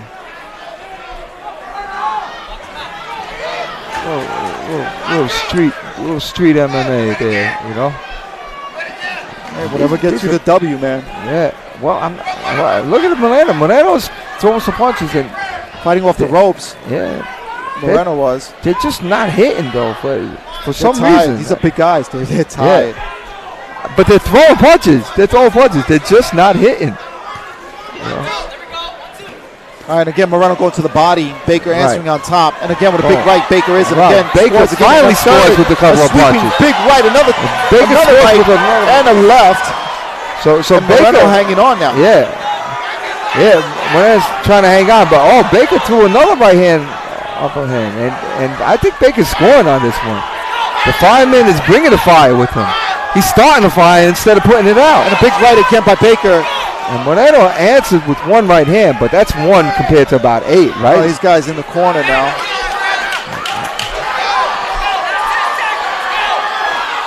It looks like Baker's setting them up, but Boom, and Baker scores one more right hand, because you know what? You know what that was, right? He had hit him. You know what that was, George, right? He had hit him with 12 right hands. And you know what that last right hand was, right? What's that? The Baker's dozen. The Baker's dozen. That's great. Explain that to him. What the Baker's dozen? Explain that to the champ. It doesn't, Explain make, that it to the doesn't champ. make sense in Spanish. With the donuts. With the donuts. That's what they call it. That's what they call it. You know, when you give out 12 donuts, you know? Yeah, it doesn't make sense in Spanish though. All right. Well, okay. All right, so back. Any other questions that you want to ask him, Dave, before Jaime leaves? No, you should just take a picture with us on. Si lo puede tomar una foto con nosotros. Sí, claro. You know, we got to take a picture with him because we're so excited by this. All right, here we go.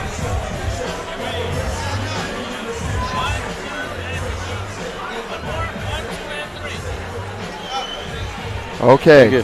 All right, so, Muchas gracias. Muchas gracias, Jaime.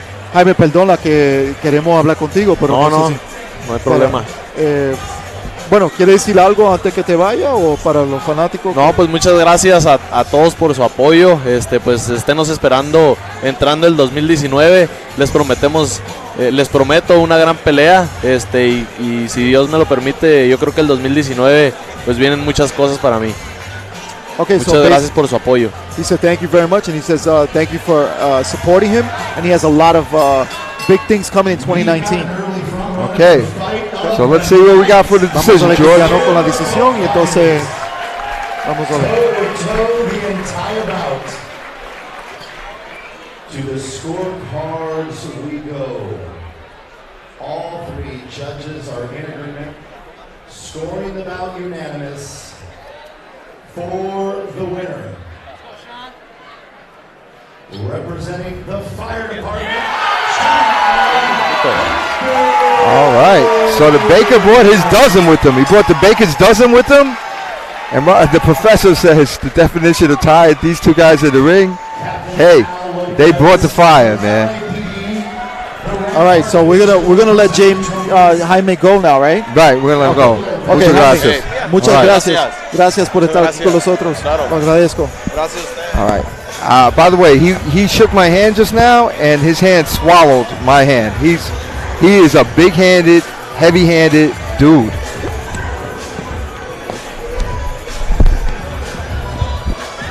Wow. It's pretty good. It said you never know who's going to show up to these fights, Dave. You never know who's going to show up to these fights. You just don't know. We have celebrities, we have pros, we have all kinds of people showing up to these fights. all the time. Campeones. Yeah, we have presidential candidates. You know, we got them all. We got them all.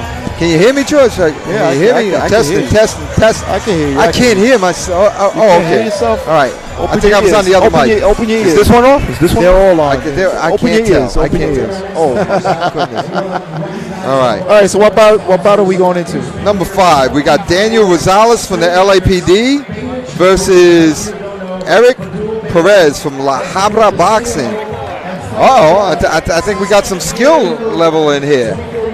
La Habra. Mr. Vega has just announced, besides writing a check for $5,000, Oh, wow. donating 2 boxing rings from his amazing jewelry store in Los Angeles, bearing the LAPD and the LASD Shields of Honor for the fight of the night. For the fight of the night, thank you, Beta Jewelry, again, 24 straight years. Thank you, Mr. Vega. Did you hear that? I heard some money being transferred, but I don't know what happened. Donations of rings and money, and wow, that's big. That's how they do it in LA. They do it big in LA. Up-and-coming gal boxers around. She is All right, Philip Matthews watching, Vanessa Trish, Richard Ferrero. Thank you for saying good show, guys. All right, Rusty Redcat says that guy has as much as being elected president in 2020 as you do. All right, and Rusty, I think I might vote for you. On YouTube, funny thing is, DJ says not sure what those judges saw. I guess you didn't agree with the decision, but it is what it is. You know? Yeah, let's. You guys are more than welcome to follow me on my Instagram page under at La Right. Ruiz, and I'll be posting my future upcoming fights there.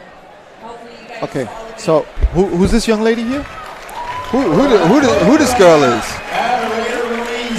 The Cobra. Who that girl is? Who that? She's out of Southern California. She's up and coming female boxer pro. Wow. Okay. You're gonna have to listen out for that name, but La Cobra. La Cobra. Okay. Absolutely. All right. So now I got over here one of my counterparts, the LA sheriffs. He's a deputy, right? That's right. Am I saying it right? You are. Even in the deputies, you have. Yeah, ranks, we got some ranks. Right. So this is I'm Carlos. the lowest. I'm the lowest ranking right now. But you're big in my heart. Oh. So all right. Carlos, you invited us out here. Absolutely. Right. You run. You have taken over the LA Sheriff's team. So As of a year ago, I'm the new head trainer for the whole department, LA County Sheriff's Department. Okay. Started fresh. Every single fighter that you guys see tonight has probably about 6 months training under my belt. That's it. Okay. That's brand new. So this is really a smoker. Pretty Pretty much a smoker. Absolutely. All right. That's why you invited Smoker Talk. That's it. All right. So this is good. There's a lot of energy in this crowd. Regardless of what New York says about the softness of LA, it's not true because you guys are fighting like animals. There's a new regime in town. All right, so we're gonna go to your town. I'm not gonna let this talk. I'm gonna let these talk. All right. He's calling you out there. New York, we're coming. New York, we're coming. Right. He's saying he's bringing it. He's bringing it. I'm bringing it. He's bringing the heat. He's bringing that. It, taking it, and keeping it. West Coast heat. He's bringing the smog with him. The smog. All right. The beach, the tan, the drinks. Smog. All right. The smog. All right. That's what he's bringing with him. So, right, this is good. So you know what? Jump in here, co-commentate with us. Enjoy it because we are enjoyable. Self-proclaimed, but whatever. Now, David Mish on YouTube says raise the age for our department team. Is that something that you guys have, or that the age? No. Anybody. I mean, so obviously not sure what David's talking about on YouTube. It says raise the age. All right. Well, obviously for law enforcement, I don't know in New York, but for law enforcement in Southern California, obviously 21 years of age. Once you're on the department, that's it. Carlito for president. Oh, that's what they said. There you go. Carlito for president. Go LA. David Lee LA, says David Lee. go LASD. Do you know this David Lee? No, but I'm going to know him. Thank you. All right. Send me an email. Send me an email. David Lee. No, for that question again, anybody on the department 21 years and above, you can call me, email me, and you're good to go. You're 21 years in the LA shows? Oh, me no, 14. Oh, okay. 14. All right. He's a rookie. I'm still wet behind the ears. Yeah, David says LASD. I guess he wants to raise the age for LASD. I don't know how they do it, but yeah, we really don't care. Listen, we don't care about no age. Right now, we got Daniel Rosales. Oh, I see. In He the says blue he thought corner. the cutoff was 45. Oh, okay. Oh, for the Masters. Okay, Right. yeah, you're talking about. All right. He's old as dust and he wants to fight. I got you. Actually, I'm going to chime in on that real quick. If you want to do this, you can do it. Because last year we had a 62-year-old gentleman who actually fought for us. That's not a gentleman. That's a grandfather. All right. So we have Eric Perez. This is your guy who's a lefty. We got the lefty-righty conundrum going on. Eric Perez out of La Habra. La Habra. Boxing. All right. He's 160 pounds, by the way. So these guys look like they could fight a little bit. Yes, they could. They definitely have look style. at that, Daniel Rosales from LAPD. He's got some. He's That's got a pop. step through right hand. I pop, too. haven't seen that since. Oh my God, who used to do that step through? We saw Marvin Hagler doing it and Aaron Pryor James doing Toney? it. What's that? James Toney? James Toney, right? The step through right hand. Oh, yeah. Oh, Big right bite. he didn't step through that time. Daniel Rosales. Oh my God. He didn't step through that time. Daniel Rosales is one of LAPD's top fighters. He we has could see been that. for, You could tell. I don't know, maybe last 5 years. Oh, I remember him. He came out as a cadet or something, he right? did. I remember him. Yeah, we fought him Yeah. a couple times. Yeah, he did. I think we beat him to a pulp. All right, maybe we did it. Maybe we did it. Yeah. Maybe I'm exaggerating. He's got some skills there. Dude. Yeah, maybe he won. Maybe he won, but just barely. I don't know. You know, So the guys tangled up in the ropes. They now meet in the center of the ring. And now Eric Perez with a nice two-punch combination, but not really just getting off the end of the punches. They're not really connecting too flush and clean. Well, David Rosales definitely has good footwork. I mean, he's not going to stand there and let you throw punches at him. He's going to move out the way. Gets caught with a nice. He's going to wait for that counter, right? We'll see. Right. He looks like he's loading up on that right hand. What do Oh, you and a think? nice uppercut. Right, now with a follow-up hook, missing. Now on the inside, trying to work on the inside. They exchange a couple punches. How did you guys see that round, by the way? I think I had for Rosales I myself. got blue corner. Yeah. You know what though? Interesting about Daniel Rosales, like he comes in there to fight on the inside, but he didn't do too much fighting on the inside. He did a little more wrestling and tying up. You know, I was interested. Here, hey, I'm gonna teach you the game. When you look over there, look at that. I'm looking. Look at that. I'm All right. See, they had to pull it off. Are we on? You're on. You're on. We're on. Okay, now we're on. You're on. All right. You're on. Now I'm on. For a guy who's from LA, you would think cameras would be like, You know, that's not my thing. That's not my thing. I don't want to you're take not it a away Hollywood from you. guy? I'm not. You're not a Hollywood guy? No, not so much. Have you ever been through Hollywood? Have you patrolled it? Have you patrolled it? No, I patrol South Central. Okay, South Central. Wow. Compton. Uh-oh. That's tough neighborhoods. Yeah, straight out of Compton. Straight out of Compton. Uh-oh. All right, second round here between Daniel Rosales in the blue and Eric Perez. Right. We got the lefty-righty conundrum going on. Who's going to score with their jab? Who's going to step in? Who's stepping on whose toes? I think that first round they wanted to see who's a little stronger wrestling. You know, now they're gonna fight. Okay. Well, Eric Perez started coming in like he wanted to open up a little bit, but what a big right by Daniel caught.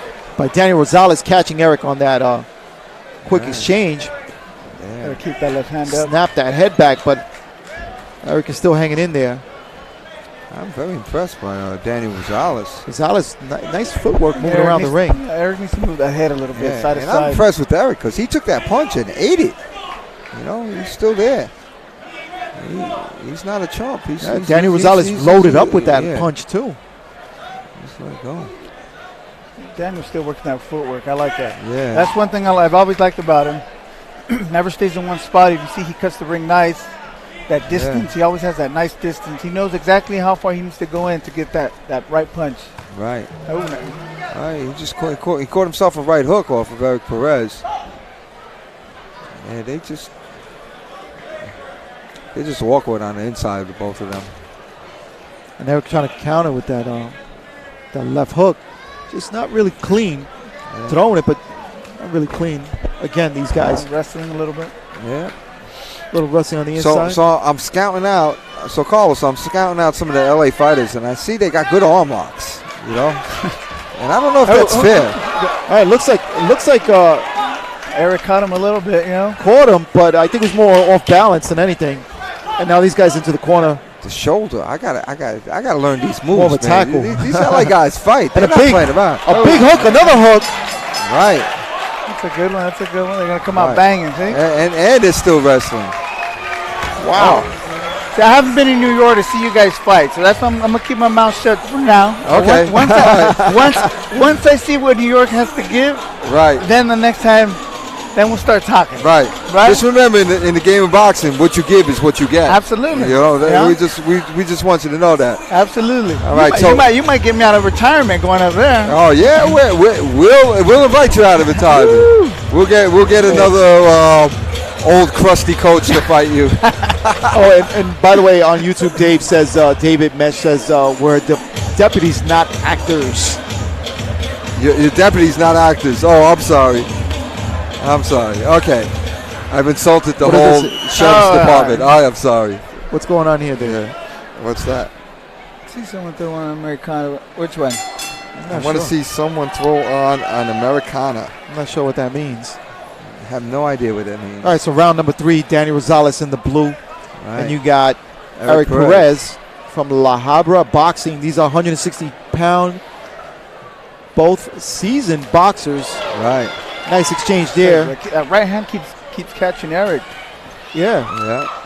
And Keep Daniel just timing him with that right hand. He is. Trying to time him again. But he missed him. He missed him a few times too. Caught him there at the end. It's not like Eric isn't making adjustments. He is making adjustments.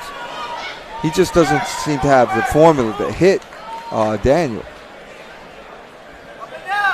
No. I'd like to see a little more combinations out of Rosales. I've seen him fight before, and he's actually, this pace is a little slow for him. Right. Well, maybe he sees something. Maybe he sees, wow. And that's what I'm talking about with the LA moves. Hey, it's gangster. Yeah, Huh? you know, you guys are just straight up. Yeah, you guys are like gangsters. It's like holding him around the head, flipping him, and punching him. And Eric getting caught with that jab. By the way, that referee is my good friend Rudy Barragan. That's right. Yeah, he's a good man in there, Rudy. Yeah, he's warning Danny Rosales just then. Right. And there's Eric with the little. Oh man. And they got the good MMA moves here. They got a little elbow in there. Yeah, I saw a little headbutt. I think I saw a knee. Look at that. Maybe that's the Americana. Yeah. Maybe they know something we don't know. Yeah, maybe that's what it is. And Danny Rosales again, now on the outside, moving well. He moves well. I tell you what, if you want to know footwork. And a big right. He gets caught with a big left, by Eric. And now they're exchanging punches right at the end of the round. And Rosales is still punching. And Rudy Barragan throws a punch. Rudy Barragan landed a left hook. Do you see it? Barragan landed a left hook. He had the final punch of that fight. Good job by these two. Wow, what an exciting match this evening. All right, so I got a corner in the next one, so I got to go, guys. Hey, you got a corner? You're leaving it? I'm going to come back right now. You want to call out New York while you're here? New York, we're coming. Right. We're coming. The deputy says he's coming. Yeah. No, I'm going to say Coach Delatorre, Carlos. Right. So you can know me by name when I get over there. All right. All right. Delatorre. All right, Dave. Great talking to you. Absolutely. All right, Carlos. Thank you. Give us the mic back before you run off. All right. You got to watch out. These guys will try to take it on you, you know. They'll try that. Oh, my God. Peoples are here. What you up to, man? I just heard you're going to be here. I didn't know you were going to be out here. All right. Now, we're here, brother. We're here. All right. So we're here too. We're live. Tomorrow. We're live. Say hello. Say hello to people. Put it on. My boy, George Kamal over here. George, go ahead. Put this on. George. Right? Are you George or are you Jorge? It's Jorge, but I've always gone by George since I was a kid. All right. But yeah. All right. So another sellout. Legally, it's Jorge. Okay. Yeah. This is George, my amigo. He's come to New York several times to fight us. Yeah, quite right? a few. Yeah. You look like you've been fighting and winning a hot dog contest or a taco contest or whatever you eat out here.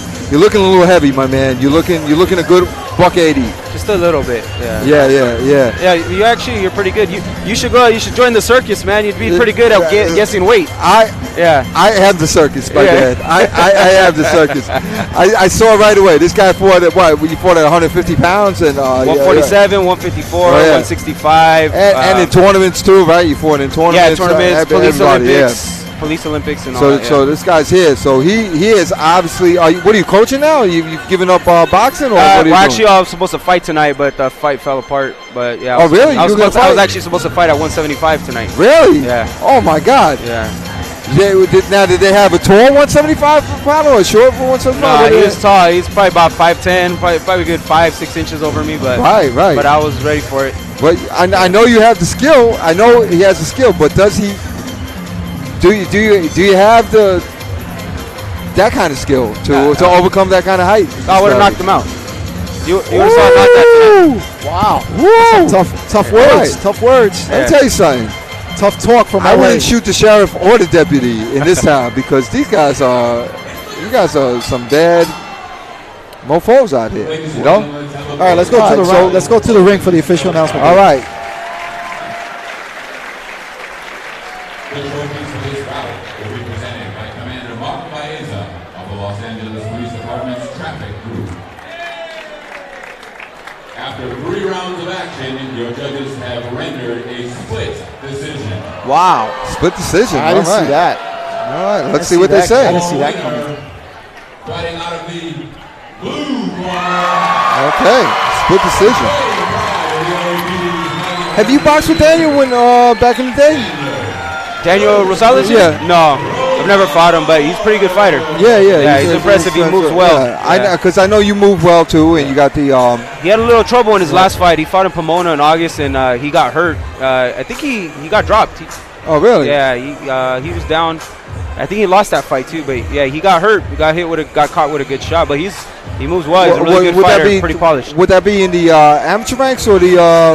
No, amateurs. He fought in Battle of the Badges a few months ago in August in Pomona here. Oh, really? Yeah. All right. So I saw him fight there. So what's your Battle of the Badges? I didn't even know you had a Battle of the Badges. We have different ones. Right. I know the Fight for Life, but tell me about the Battle of the Badges. Is that sheriffs versus PD too, or?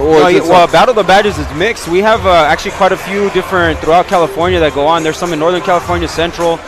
There's some.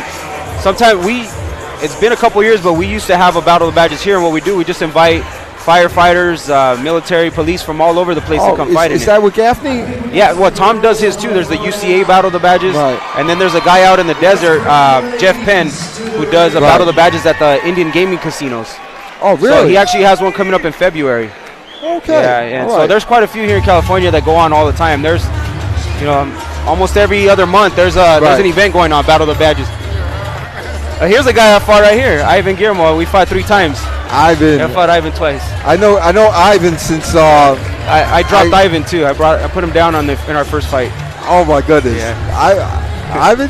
Yeah, Ivan. My man, Ivan's my man over there. I know him since Ivan's a good fighter. Oh my God, when did I meet him in 2002 or something like that? I know Ivan for a good Ivan 15, fought pro. 16 years. Ivan's a man. Yeah, he actually finished off fighting pro right after. I don't mean to interrupt you guys, but there's we got to fight. Yeah, we got girls coming into the ring right now. All right, girls. Destiny Moreno from LASD from Lakewood at 120 pounds, and you got Kaylee Sicaros from LAPD Communications Division. Got Destiny and Kaylee. Kaylee's in the blue, and where's she from? The blue. She is from Lakewood, LASD from the sheriffs. She is in the. I'm sorry, that was the red corner. Is Destiny Moreno. So Destiny Moreno is from the red corner. She's a deputy, or she's from communications. What is she? She's a deputy. She's a deputy. Okay. Kaylee is from communications. All right. So Kaylee's from LAPD Communications, and she's coming in, and she's in the blue. So Kaylee and Destiny. All All right, let's see what we got. So sit here with us for help commentate with us. Sure, why not? Absolutely.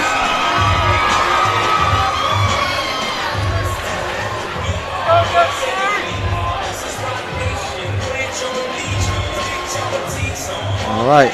So Kaylee's getting her concentration in, and Destiny looks like she's actually fought before. Is she right? Am I reading her right? She looks like. No, if I'm not mistaken, this is her first fight. Her first fight? Yeah. Really? She's a tough girl, but yeah, she's new. This is her first fight, if I'm not mistaken. And what, is she new on the job or? Yeah, fairly. She just went out to patrol. She used to work at women's jail. Okay. And now she recently went to Lakewood Station. So she's fairly new out in the streets. Okay. All right. Sounds good. All right. Dusty Rodriguez says, "What's up, George?" What's up, Dusty? All right. Out there at Santa Monica Fire Department. All right. Communications Division. All right.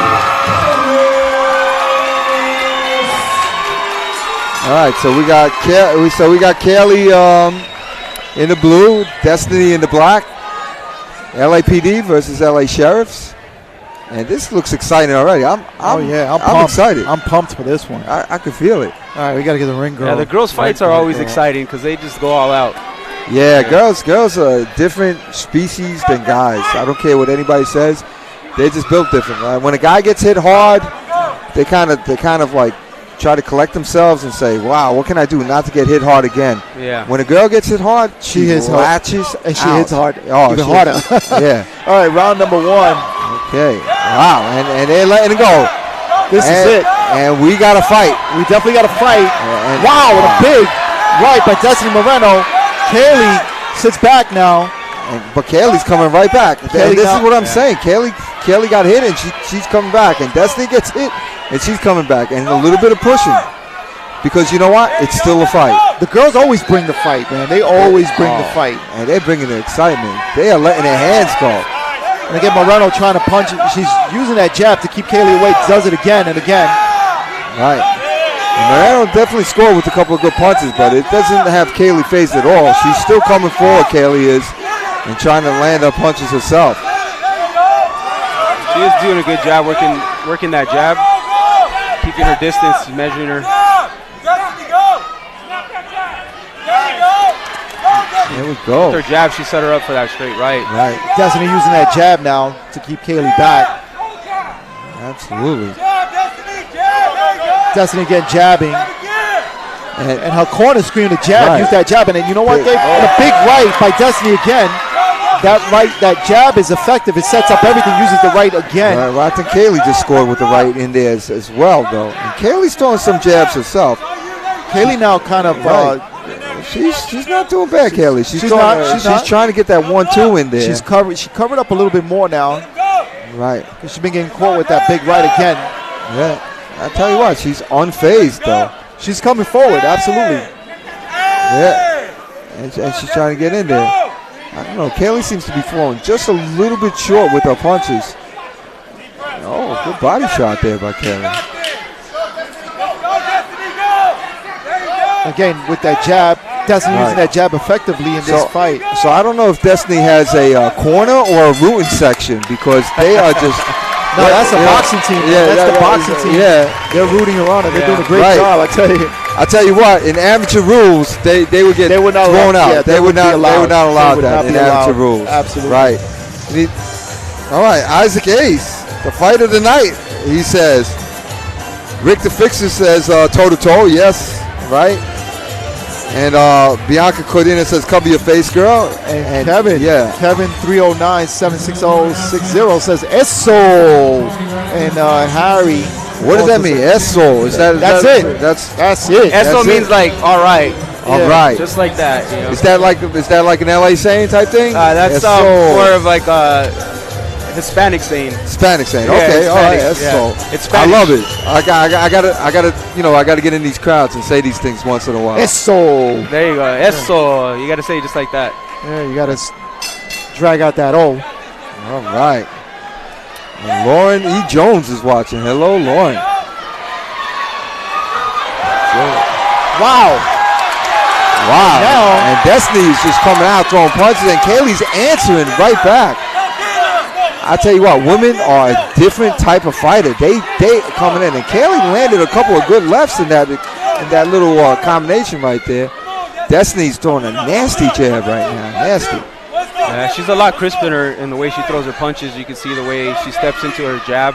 Right. Whereas Kaylee, she's kind of A little bit more novice, a little bit greener, absolutely. Yeah, it definitely looks like she has a little more experience. Destiny does. But I tell you what, Kaylee is what she lacks in experience, she makes up in heart. Absolutely, My goodness. absolutely. She keeps coming forward, even though she's getting caught there with that big right. Right. And she does not stop punching for a second. Kaylee doesn't. I tell you, she is one trooper.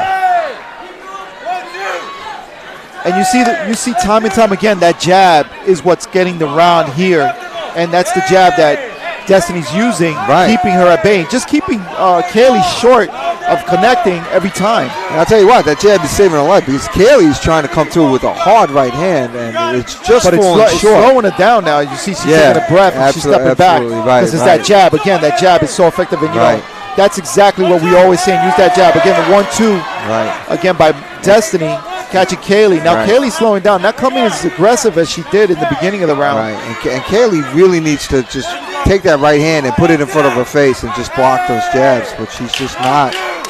She's locked in whatever she's doing. She's tired, getting caught again with the right, with the 1-2, just the 1-2. She might get an 8 count right there. I would say so. Close. Well, she made it out the second round, and it was just 1-2 punches during that whole round for Destiny. Yeah, I mean, Destiny scored a lot of punches with that. Yeah, just that jab alone, she's just scoring the whole time with that jab. Right. And then Kaylee keeps walking into those punches. She's not using any angles, just walking straight forward. Right. So you have the force of the jab and the force of the momentum. Your own momentum going into the punch. You know, that's why I'm saying Kaylee really needs to take that right hand and put it in front of her face so she would block those jabs. But she doesn't have that skill level yet. Yeah. You know, she's just young on that. So Ronald McCall says the jab is winning the fight. That's Professor Obvious, Ronald McCall. I would call him Captain Obvious, but he's a Deputy Inspector, Ronald McCall. So Deputy Inspector Obvious, thank you. The Professor, nosebleed coming soon, okay. And Mr. Osita Law says I got next. Kalia Fields, ARG LAPD. Harry saying LASD kept that jab in her face. Okay, so we get third and final round again. Alex Ortiz. And a nice combination again by Destiny with an uppercut this time catches Kaylee. And Destiny just cannot miss with that jab. And Kaylee is, I tell you what, Kaylee is the trooper of the night because she's really trying to get in there. And you can see she's not. Oh, Kaylee scored with a hard right. Scores with that right. But again, that jab has Destiny in charge of the fight. Now Kaylee coming forward again. And again, Kaylee coming forward, but she getting just caught again can't get by that jab. She cannot get by that jab. And Destiny's trying to add a right hand to it and caught her with a couple of 1-2s. Kaylee threw a good right in there. Now Kaylee again trying with that right. She threw a couple good rights. Now she's trying her own jab. Right. And it looked like her jab scored. And it did again, and to the body as well. And then she comes up. Good right to the body. Right, and there goes that jab and the right again. And I think an 8 count should be coming right now. Right. And the referee looking closely. Somebody's about to give me an 8 count right now because I think I've gotten hit with a few jabs. Oh, my God. So I tell you, Kaylee has a lot of heart, man, because she's still moving forward. A lot of chin, too. She's got a granite chin because those punches she's taking are legit. Absolutely. You know, they are absolutely, I mean, Destiny's stepping into a jab, good form, and Kaylee's coming forward, walking into it. And again, gets caught with that right. The 1-2. Now jab again by Destiny. Now the 1-2. Kaylee trying to fight it off, not really connecting. And that's the fight. The round.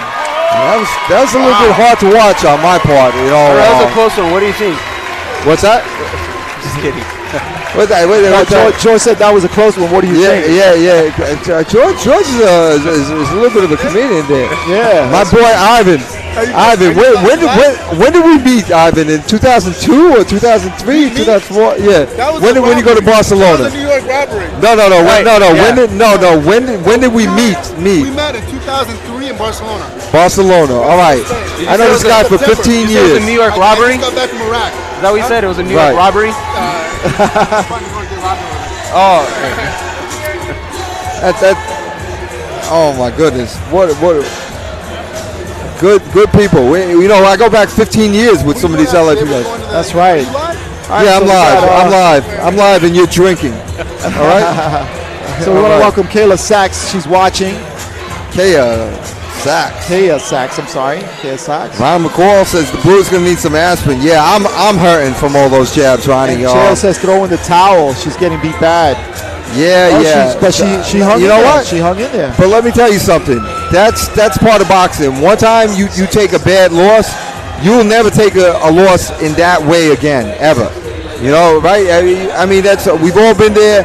We've had some bad losses. We say that will never happen to us again. And you learn. That's part of boxing. That's what it is. Well, one thing about Kayla is she never stopped fighting. She kept going. Right. Let's go up to the ring for the official announcement. She's definitely got an upside. Oh, wow. They're already saying this might be the fight of the night. Look, gals, toe-to-toe the entire way. To the scorecards we go. All three judges are in agreement. Scoring the bout unanimous for the winner. From the LASD lightweight division.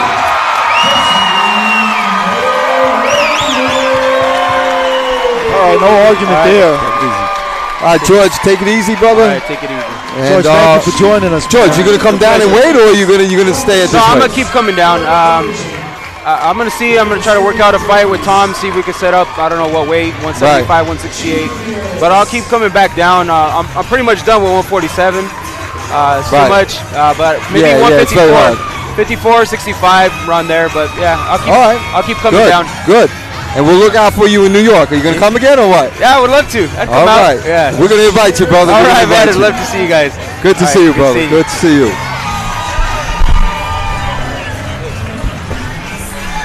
All right, sure. Sorry. Man, this is great, man. This is great. What an evening, man. Listen, man. I'm gonna put something out there. I'm gonna say something, Dave. Yeah, bring that camera over. Bring that camera over. All right. All right. So basically, no. Well, before you say anything, all right. I want to say you gotta be here. You got to be here. If you're in the LA area, you got to be here, man. You're missing all the excitement, the synergy. I mean, this crowd is at capacity. But great time. But to give them some props, they had the fires going on. They're doing 12-hour tours. Absolutely. So to put this out there and let some of these guys and girls watch their people. Yes. You can thank us later. Yes. Or you can thank us now. Share the link. Share the link for. Right. There's a lot of guys that are working 12-hour tours, fighting these fires and doing traffic. They're like the police department. They're doing traffic and stuff like that. And some of them, I think they actually do double duty, right? Like some of them are firemen and cops, right? I think out here, I think some of them have that. They have some skills like that. Yeah. George, I don't know what you're talking about. Yeah. No, it's true. It's true. Yeah? It's true. It's true. But anyway, what were you gonna say, Dave? Before that, I was gonna say there was a fire one time. It was when I was working the beat as a cop. And I stopped it out with my boots. So give me credit for double duty. My sergeant did, but I never got paid. No, a lot of volunteer guys. A lot of cops become volunteer firemen as well out here in the West Coast. That's something. Oh, volunteer firemen. Yeah, do they have volunteer firemen or they have paid firemen? No, volunteer. Oh, it's all volunteer. Yeah, a lot of places like this. Yeah, they have that kind of stuff. Oh, I don't know. All right, so then of course, then they would have double duty. Absolutely. All right. I'm going to agree with you. So that's what they're doing. They're watching out here and share the links so those people can watch. Okay, so Sean Dintz. Am I saying that right? Or Dinse? It says next one. He's coming to the next one. Are we on a... We're on a break. This is a break. We're on an intermission or something like that? Intermission break. But we'll continue here on the live. Okay. And just letting you know who we are. First of all, we're Smoker Talk. Right. We're from New York. And Dusty Rodriguez says no volunteer on the West Coast, brother. Oh, wow. All right, so they get paid over here. All right. I know Jack Reese was a fireman. I know he got paid. Okay. Well, Jack Reese is my man. He's a referee, just pretty vocal referee sometimes. Okay. Sometimes an overly vocal referee, but sometimes, not sometimes, always a professional and really knows how to handle a fight. Jack Reese, one of my favorite referees. You know. Okay, so he was a fireman though. And congratulations to him, and we take our hats off to all the firemen out here in LA and all the police officers, the first responders that are out here trying to put out that fire. I mean, one of the biggest fires in this West Coast area. Right. So shout out to you guys over here. We're gonna have to wait. Maybe we can get somebody to interview. I don't know. We had a world champion. Say his name because I don't want to butcher his name in English. Jaime. I can't. The last name I'll butcher it. It's you just Mugungi rewind it like and that. watch the feed and you. Anyway, and we're on YouTube and on Facebook. If you're on YouTube, hit that subscribe button. Hit the subscribe button and subscribe to our channel because we're always doing this. We're from New York, like I was saying earlier. Right. We're always putting on matches. You're gonna see a lot of smokers coming from the way of New York. And for the amateurs, we don't do Smoker Talk. We do Pug Life Chronicles. Pug Life Chronicles. So we do that, and it's a little bit probably a touch more interesting for the boxing fan in Pug Life Chronicles because we have this is police. Let's call it what it is. The level of boxing, for the most part, is a little bit less. In amateurs, you have people just about to turn pros, and we're able to point out a lot more stuff in the amateur ranks. So and we have a lot of fun with this. We have fun with this. We have fun with that too, but that's a little bit more. Hey, listen, I've been running police shows since 1996. Okay, I've been in this game for a long time. I've been cop for 27 years plus.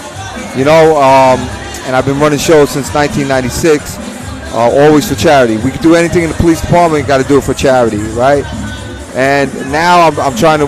George and I we're trying to go into the amateur world. Really give these kids a hand. Give them a platform. A lot of these kids are turning pro. Give them a platform so that some of these promoters can watch them and sign them, and try to help them out so they can watch themselves. Get some commentary on it. That's what we try to do. And here's the byproduct of us doing this: the level of competition is going to get much better. Because now you're seeing guys that are watching on Pug Life Chronicles, and they're actually watching each other, and now you see where they take a step up, and you're going to see the level of boxing just be better, and that makes better professionals as well. In fact, 4 of the guys that we featured on Pug Life Chronicles went on to become pros. They turned pro, and they went pros, signed up with Eddie Hearns. Right, yeah. We got three of them signed with Eddie Hearns. Right. Who did Alex sign with? Did he sign with Felipe with El Matador? He signed up. No, I think he signed up with. I'm trying to remember. I'll get that information for you. But we'll try to get he signed up. And let me tell you, 4 great that we saw in the amateurs. We saw them here. We saw them on our other channel on Pug Life Chronicles. You want to follow that page too and subscribe to that one. Yeah, absolutely. We're trying to do some stuff for the kids in boxing and community, and basically more to amateurs, more to police. If you want to invite us, we might or might not come. We came out here to California. I have a great relationship with the sheriffs, and I have a great relationship with the LAPD, with Rudy Barragan, George Lopez. Tim Milliman is in the crowd, who first brought me over after 2001. After 9/11, they wanted to bring us out here, so they brought us out here. We've been a part of Fight for Life, actually fighting sometimes out here with the NYPD. So we have a lot of love for LA, obviously. Absolutely. And we would absolutely come to LA for any reason. Sure. So beautiful. That's good. If you guys got fights, and maybe we could do something. We understand. what it is. We're going to do a destination smoker, right? Yes. By the way, you don't want to miss that. Right. We're going to Barbados next year in May, early May. Early in May. First weekend in May. You can come and join us as well. Right. So this is what we're doing right now. Here's our destination smoker as we talk our way through this intermission. Our destination smoker is kind of like a destination wedding, right? That's right. So, like you're going to get married, do it someplace else. Sure. Right? So we're going to do a smoker, we're going to do it someplace else. Basically, in Barbados, they don't really have a police team, but they have amateur boxers. Yep. So we're going to bring some of our police guys to box with them. So we're going to get about 6 to 8 fights that way.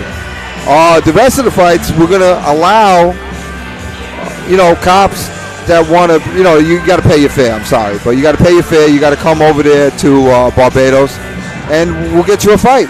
Like it'll be decided beforehand. Obviously, it's not going to be like you come to the fight and we're going to pick somebody out of the crowd. We're gonna have the fight set up, and what we're doing is we're inviting the crowd to come too, to there. So, we expect to get a group rate from JetBlue. Right.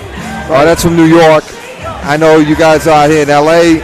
If you get your own flight there, we will get you a group rate for the hotel. We'll get you a discount on the hotel. We can't do anything. And by the way, that's an an all-inclusive. So the destination wedding, like Dave just said, it's all-inclusive. That's food, hotel, and airfare. And booze. If you're on the East Coast. On the West Coast, you just got to get your own, your own airfare. Right, if you got your own airfare there, but we will get the hotel and the booze included in whatever price we give you. So we're going to work with the Caribbean Law Enforcement Association on that, and you guys are welcome to come. Yeah, you guys are welcome to come. More than welcome to come.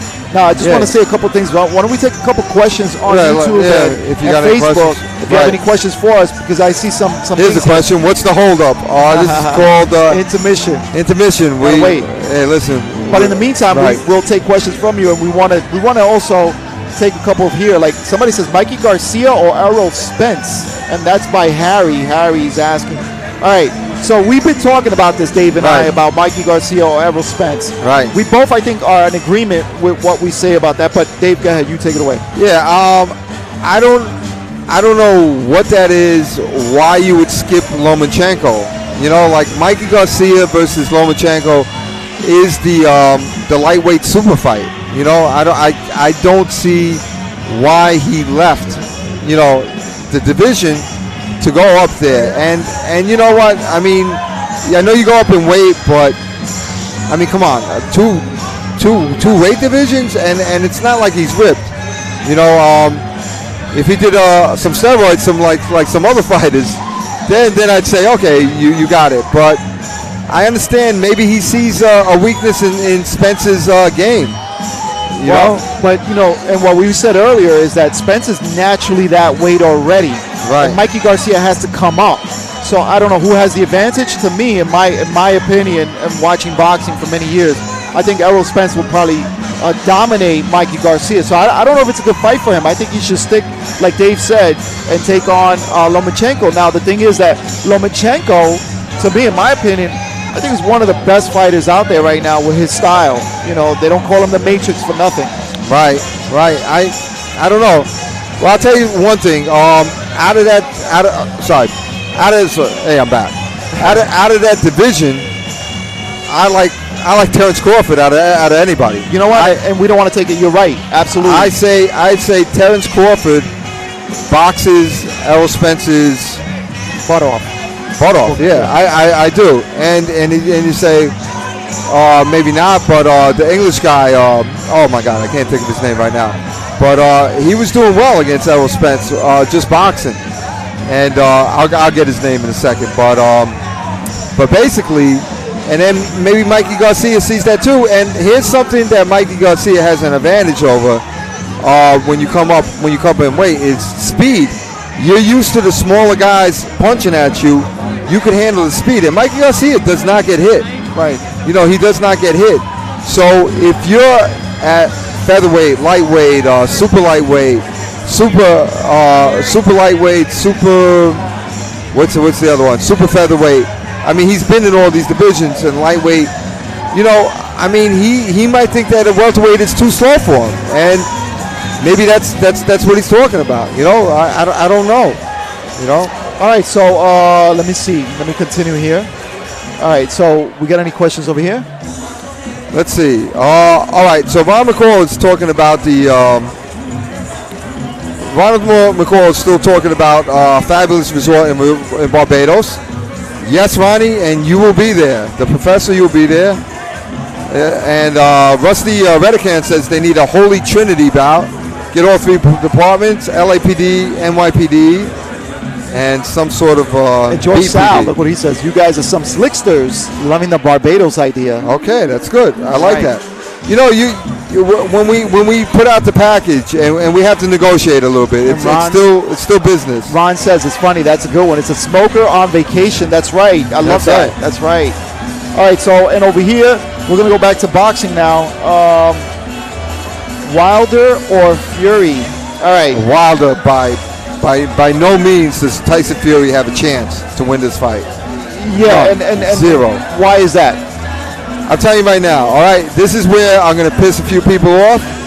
Right now, I have Deontay Wilder as the pound for pound man, pound for pound, over Terence Crawford, over Lomachenko. And you say why? And I say this: who in the history of boxing has knocked out everybody that they faced? Everybody. Right? He had to fight Bernays Stevens like one extra round because Bernays Stevens was, he was beat to a pulp in those 12 rounds. His head was big. I mean, he fought a good fight, but I mean, Deontay Wilder knocked him out in round one of the next one. So he literally has knocked out every single person that he's fought. You cannot say you put somebody in front of Deontay Wilder and he hasn't knocked him out. That's right. So, granted, if Wilder loses, we put him down in the pound for pound list. But for right now, you got to give it to Deontay Wilder. He is pound for pound the best. He's the pound for pound and the best in history. How about that? In history, because he knocked everybody out. Everybody he's faced in the pros, he's knocked out. Who can do that? Yeah, and just to add to that, I think he has a fight coming up next month. No, I'm sorry, not Deontay. I think Joshua, right? And Joshua. I don't think the Joshua Wilder fight is going to happen. At least not this year. I think they have a fight prior to that. Joshua does. Joshua doesn't look impressive. His last fight, he didn't look impressive at all. You know, and I'm thinking in 20. I don't know why Eddie Hearns is not letting him fight. Kell Brook is the English guy. Right here. Look, Kell Brook. But let me get back. Let me. Right, and I brought Joshua because Joshua. They're saying Joshua. They talk about Joshua Wilder, and I don't know, man. I think Joshua looks good, but I don't think he's the match for. He's a good-looking guy. Good-looking guy. All right, but fit. Hey, listen. Joshua. I'm telling you, who else would knock out Anthony Joshua is Louis Ortiz, right? So. You know, and I'll tell you somebody else who I think could beat Joshua, Big Baby Miller, Gerard Miller. Yeah. Because he's a 300-pound beast. But just look at Joshua's last fight. Didn't look so good, man. He got beat up. In that fight. He took a lot of blows and he pulled off a win. But I tell you, he's not convincing. Not to Wilder. Wilder has a lot of power. He throws from all different angles. The guy's just Wilder a beast, man. is awkward. You know, like every once in a while, you see a good boxer, and then you see somebody like Wilder. Wilder is the equivalent of Roy Jones when Roy Jones was coming up. He was just a freak of nature. You know, you're not talking like great boxers. You're talking about pure athletic skill. You know, Tyson, not a great boxer. No, but pure dynamic power.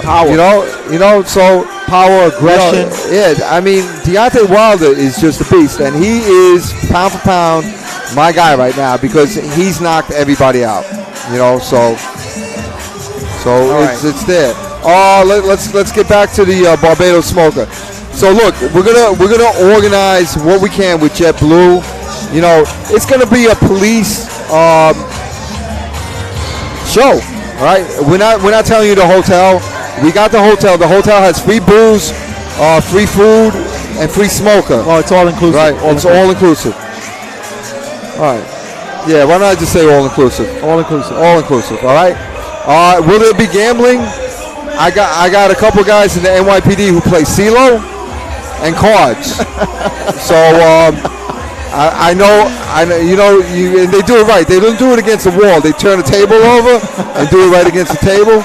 So if you LAPD guys and LA sheriffs want to come out to Barbados and play some CeeLo, if you got CeeLo game with the dice to Barbados, bring it. Bring it. Barbados. We'll try to take your money. We'll try to talk to JetBlue. Maybe we can get some sort of game. Maybe we could save you some money and take it from you later in Barbados. In Barbados, all right?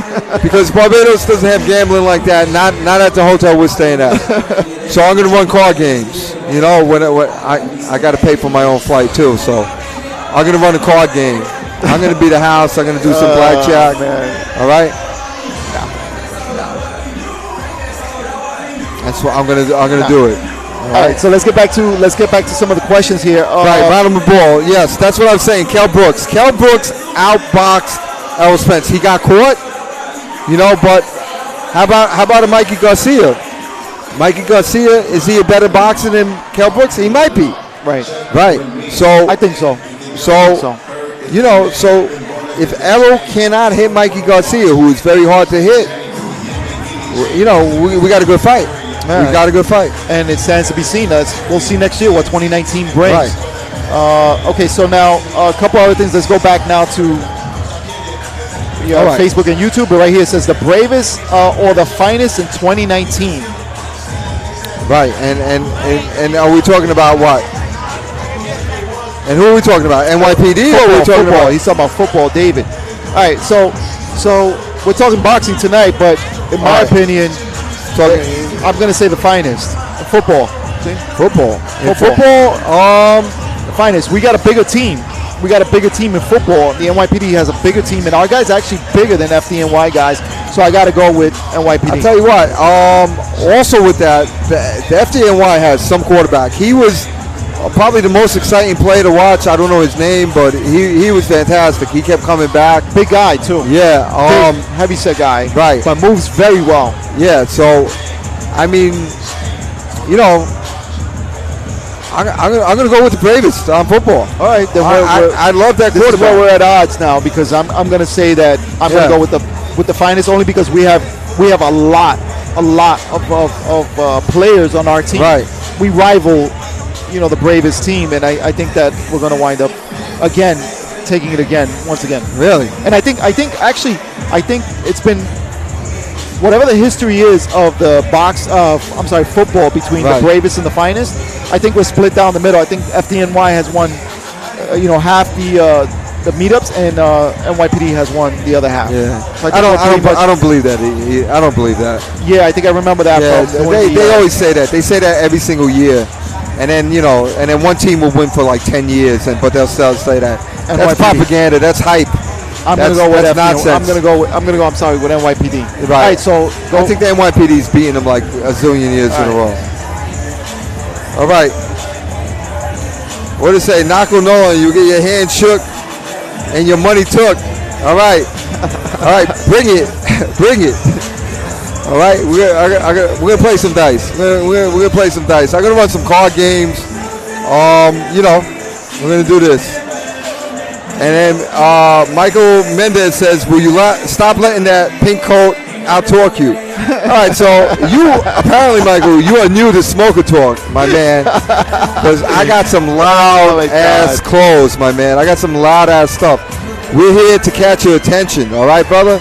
Right, your eyes drip you over here, and your ears keep you here. That's nothing. All right? You had to see. I'm being subtle today, my man. Yes, he is. He's being very conservative today. Right, that's it. Right, I brought it down a couple of notches. Yes, okay, he did. I brought it down a couple. For the of LA notches, crowd. All right, for the LA crowd. Yeah, so I don't want to outshine you people out here. Okay, so here we got more. Harry says Pac versus Broner.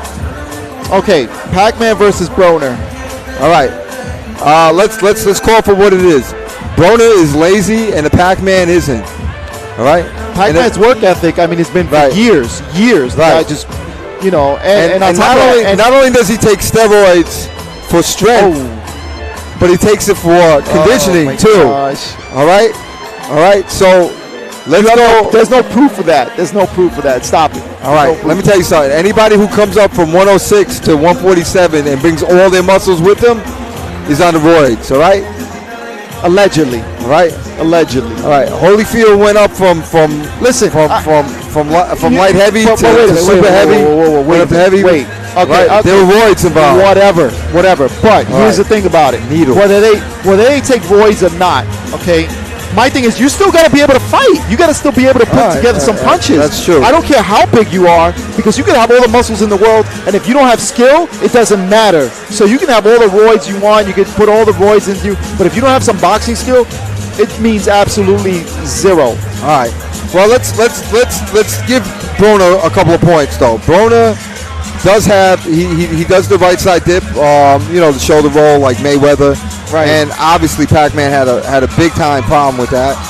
But then again, because Pac-Man had a problem with that, he's obviously going to train for that more. So you can see Pac-Man trying to come around, and he's got that sneaky left hand. Also, Royd has a good Royd. Broner Royd. Broner, do some Royds. Now you actually got to lose weight.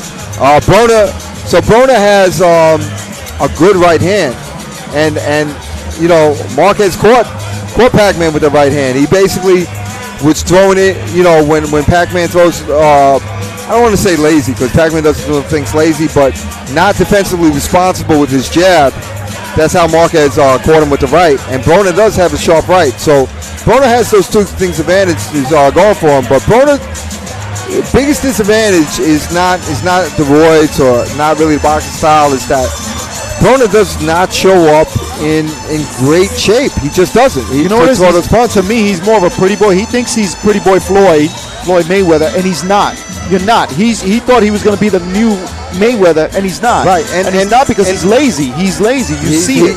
Yeah, like he's more into flashy, being flashy. Floyd Mayweather, besides having a big ego, one of the things that Floyd Mayweather did was train like a Mayweather, like he trained like an animal, and he just did not stop, and that was his big thing. He out-trained everybody. Like Mayweather is famous for doing like 9-minute rounds with 3 different people, like nonstop, and all kinds of crazy drills. In the team in Mayweather's camp, he'll go 36 minutes without stopping. He'll go 36-minute rounds without stopping, and they'll put somebody in. That's how he trains. Yeah. He trains his guys like that. And you're going to see champions coming out of that gym. Now, a lot of people are going to get hurt being in that gym. That's a real tough. I think Mayweather's going to burn everybody out. There's only one Floyd. Yeah, exactly. And the thing about it is that he outtrains everybody, and you see his work ethic is second to none. It's just the best. And his genetics. Like he's his dad, his uncle, they've been boxers. But not only that, just to be able to work out that hard and not fall apart is amazing. And a lot of people don't like him. I actually like Mayweather because he backs up everything that he does. He's flashy, that's all. But his skill, he might not knock everybody out. Right. But again, his skill, the guy is a boxer. The man knows how to win. He knows how to win. He knows how to win. So he, and the man knows how to make money too. Yes, he does. Yes, he does. But Broner is trying to be Mayweather, but he doesn't have the same worker ethic as a Mayweather. Right. He's more like an April Weather. All right, so I'm sorry, he's more like a what? An April Weather, or maybe a January Weather. I don't think he's a Mayweather. All right, what's going on in the ring, George? There's a Thank champion God, there. There's so a champion there. We missed a talking. WBC champ. Everybody immediately follow him. I'm sorry, we missed that. Is going to be giving out 2 custom rings. Okay, that's WBC Latin American champion. He just walked out, but for the fight of the night, Creative Jewelry, 24 years representing. You see them all over. Thank you for Newell. And remember, we're also going to give away the official belts, and the sheriffs are catching up. All right, let's get our next fighters. Let's get them out here. DJ, okay. Get that music going. And SL Sheik says that's a dope pink coat. Thank you, Hazel, because they were picking on me. All right, and somebody's got to stick up for me once in a while. Yeah, we did a lot of yapping. I once. know. Yeah, Rolex yeah. says we did a lot of yapping. We had to. We had to. We're filling time. Otherwise, we have to come off and try to come back on, and that's always a mess. That gets confusing, you know. So that's it. We yapped like the yappers we are. And Dennis Burgo joining the feed this evening. All right, Dennis. What's up, baby? All right, Michael Mendez says, let's go Aladdin Security. Ahmed Armani. Watching. Hamid Armani. All right, Hamid. Armani, are you a lieutenant now? I heard he's a lieutenant. Congratulations. Yeah, he got promoted Friday, right? Right, he's the man. Hamid, people want to see you fight too. You know, he's always training guys, but who knows? Maybe one day we'll get him to fight. All right, let me cross out a couple of people we got. All right, these guys.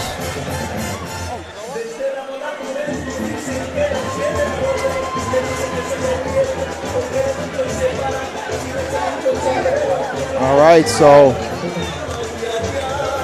who's coming in the ring right now, Dave? All right, let me see what we got. Let me get my little sheet together again. And how many fights do we have coming up? 1, 2, 3, 4, 5. 5 more fights.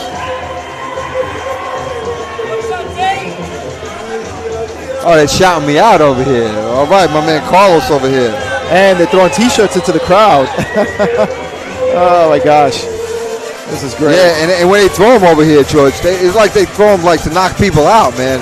Like they're trying to throw out like the runner trying to steal second. What's up with that? Oh, Remen Pineda is fighting. Remen. From, all right. This next bout is scheduled for 3 2-minute rounds. All right. So Remen's been to New York. Did I say it right? Raymond. Am I saying it right? Raymond, yeah, Raymond Pineda. It's Raymond. Raymond Pineda. All right. So you got Alberto Tapia, USC Police versus Raymond Pineda from the long LASD. Police. Yeah. All right. Oh, so he's in the blue corner. These are light heavyweights, right?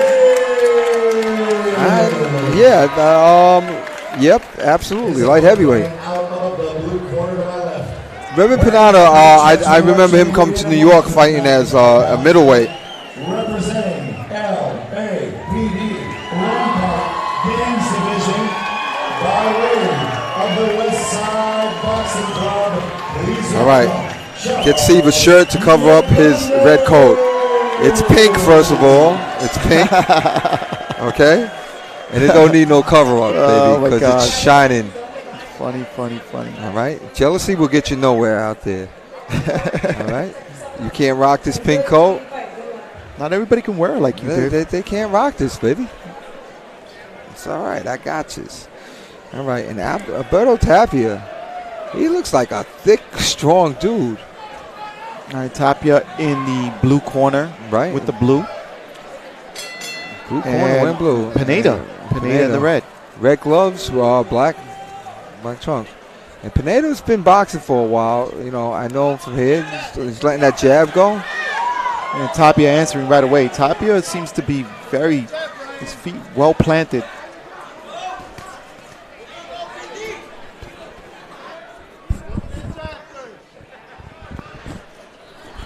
All right. All right, so Pineda staying back, gets caught now by Tapia. Tapia tapping him. That's the Tapia tap down. Yeah. And again, nice 3-punch combination. Ends with that left hook. Tell you what, so a nice uppercut by Tapia. I'll tell you what, and now I see Raymond Pineda making a mistake. Pineda hitting him with that, catching him with that left, but then now Tapia answering, puts him on the corner. And a big right, but then now looks like Pineda got caught, shook. I tell you what, Pineda is doing his big mistake is that he's throwing a jab, but it's soft. If you don't threaten somebody with the jab, that person's going to hit you every time you throw it. You got to throw a hard jab. The guy's a brick house. This Tapia guy. Yeah, I don't know. Tapia looks a little heavier than 175. Yeah, he looks like maybe 190, 195. I don't know if he's that big, but he's definitely. I mean, like it says 175 on paper, but he looks big and strong, very thick. And now it looks like Pineda wants to work the body. Well, Pineda ain't gonna work the body with the jab. He's got to snap his jab. He's thrown a jab, but big right by Tapia. Tapia again trying to just chasing Pineda down. Catches him with that right, puts him in the corner. Right. And Pineda's in trouble in that corner. And Pineda, Tapia finished that round with that right to Tapia. I mean to Pineda. Pineda sat in the corner. That's not where you want to be with this big guy. All right, so basically now these guys obviously have a little bit more experience, so we could talk about the boxing a little bit more. So what you're seeing in the first round is Pineda, Remen over there, had a good jab, a quick jab, and he's landing it. The only problem with that is he's landing the soft jab. He's not landing something that's driving the other opponent back and keeping him off of you. Right. So now, basically, because you're touching somebody with your hand, guess what? You're in reach. So the other guy could unload, and which is what Alberto Tapia is doing now. So unless Raymond throws that right hand hard or that hook, which he's throwing pretty hard, he's going to be in trouble with his jab. So for the first time of the night, I'm saying that Raymond's jab is working against him. See, he's just flicking it out there, and it's too soft. There's no conviction behind that punch. Conviction. Oh, I like that word, George. Yeah, you got to throw it like that. Right. That's what you want to do. And you see now Tapia coming in, being the aggressor. Right, and you really got to snap that jab out there, man. Right. Right. Now all Tapia has to do is every time he sees the jab, he knows he's not going to get hurt by it. He's just got to throw a punch at the same time and punch with him. Just right and there. There like it goes. Just like you said. Use that range. And an uppercut by Tapia.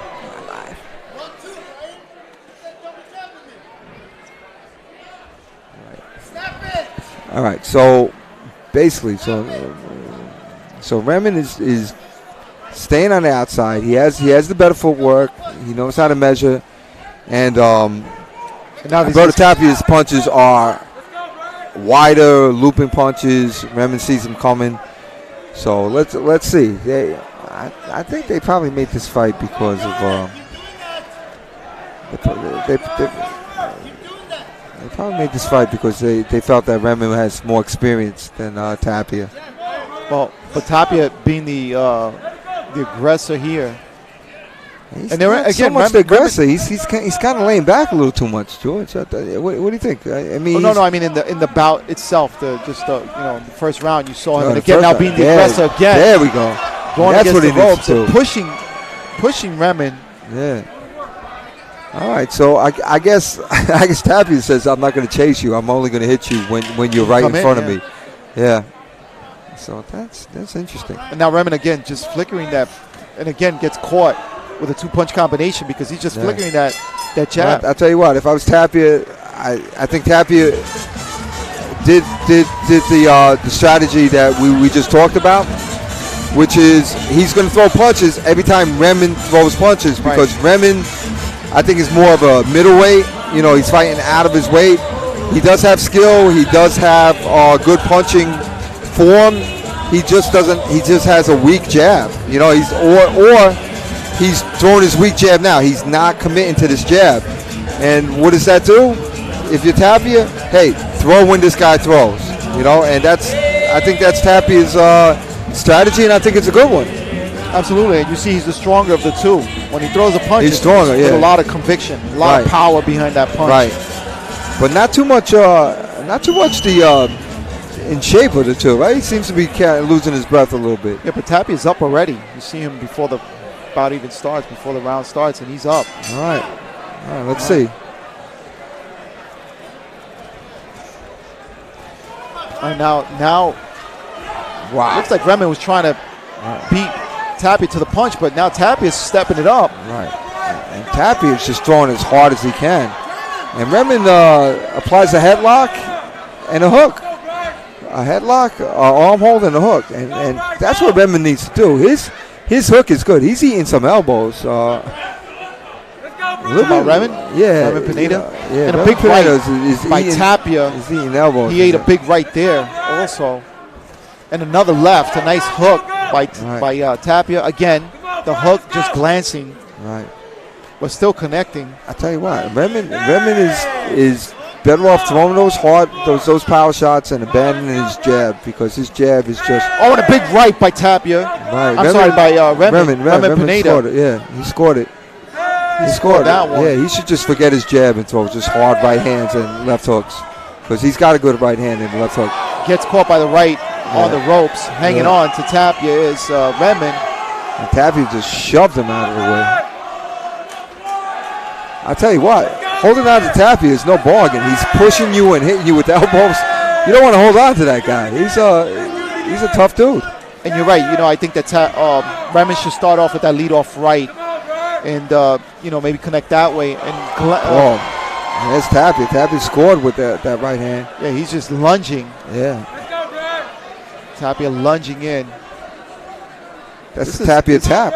Yeah, it's not a pretty, it's not graceful. Let's put it that way. It's not a graceful bout. It's like an angry walrus, but it's effective. I would fight with an angry walrus out. It's working. Smack the heck out of me.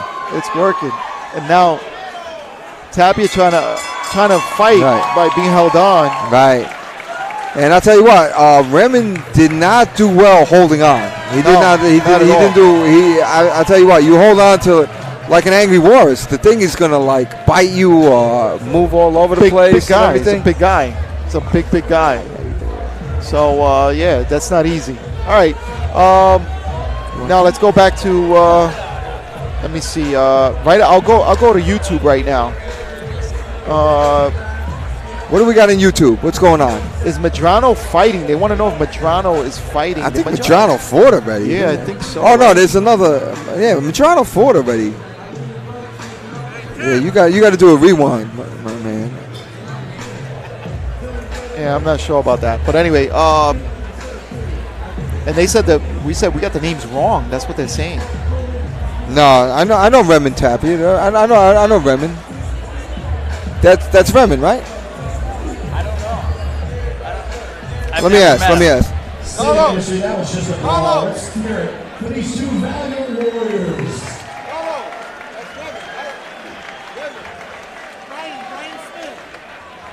And who's this? Oh, they gave us the wrong names on the. All right, everything I just said, just throw that out the window. It was Charles Medrano and Brian Smith. A unanimous decision. All right, so that was Medrano fighting. All right, so take.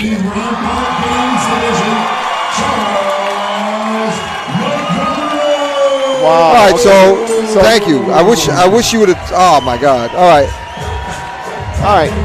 Well, we apologize. We apologize for getting the names wrong here on the fight card. We were looking at the wrong names here. Charles Medrano was the one in blue. All right, so take everything you said and throw it out the window. All right. Brian Smith, LA Sheriffs, just lost. And yeah, just think of Medrano as Tapia and Brian Smith as Remen, and just sorry, we screwed that whole thing up. Tapia and Remen are going to be the next one fighting. Oh We my do God! Apologize for that. What a. So you're going to hear the same names with different faces. Colossal mistake. All right, that's what you get. Sorry. Who do we apologize? Who do you got here? All right, this is my guest. We're bringing a guest in here. We're bringing a guest, and all right, Timmy Milliman. All right. So Timmy, I first came out here in what year? 2002, was it? I don't think it was right after 9/11. It was the next year. It was the next year, 2002, 2003, 2004, something like that. Yeah, all right. early on. It was after 9/11. We came out here. Timmy Milliman invited us, and then what did we do? We fought in the Fight for Life, right? This was the fight we fought. Right. So we fought both you guys and LAPD, right? Correct. At the Grand Olympic Auditorium. All right. Does that still exist? The Grand Olympic Auditorium? Well, it was sold, and now it's a church. It's what? It's a church. Yeah. So the Grand Olympic Auditorium, the site of many bloody wars, is now a church. Yes. And I believe there's a little NYPD and a little sheriff's and LAPD blood in there. Oh, there's right? plenty of that. Yeah. There's plenty of that in there. All right, and hey, let's kiss that to God, you know. There All you right. go. So Timmy, it's good. It's great to see you again.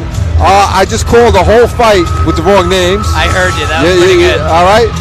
So we're gonna, I'm just amazing fans on what I could do, what skills I have, and one of them is just reading the whole card wrong, you know. What are you gonna do? Hey, that's part of life. But you know what? We're gonna invite you to sit in on this next match.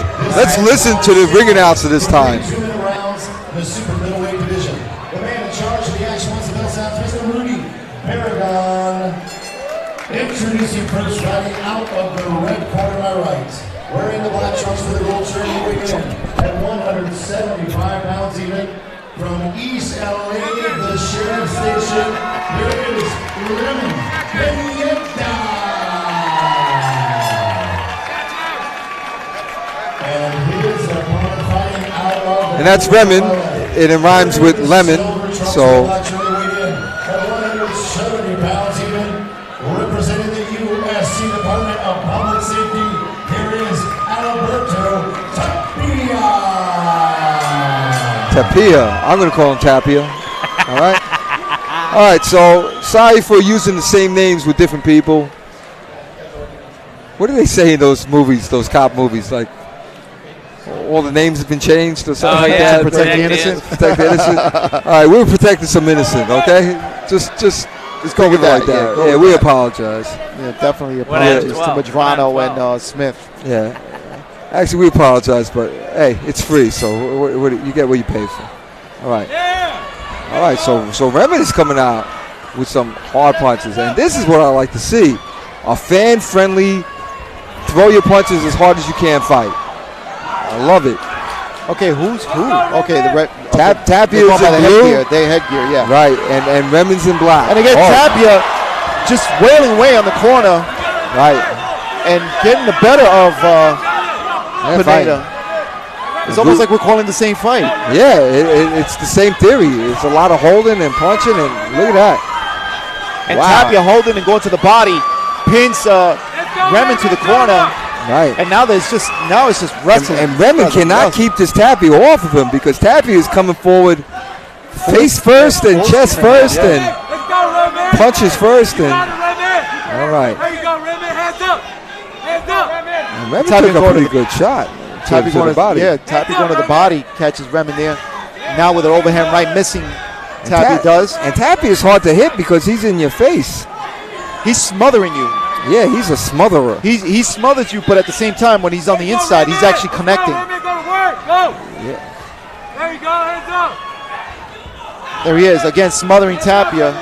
The smothering Tapia. The smothering Tapia. The smothering Tapia. What kind of Tapia is that? He's the smothering type of Tapia. He's the smothering Tapia. He's the hard hitting, punching, throwing the elbow, shoulders, elbows, chest, headbutt, Tapia. Smother man. And Pineda in the red headgear, red gloves. Sitting back, getting smothered again. He's got to make up his mind, Remen does. And they're letting him go. These guys are fighting. What's our punch count up to, Timmy? Timmy, you got our punch count? It's got to be at least 107. per fighter. I think we've hit over 200 punches. I think the only time that Pineda actually caught him was on the break when the bell rang. Yeah. Okay, so let's see what we got.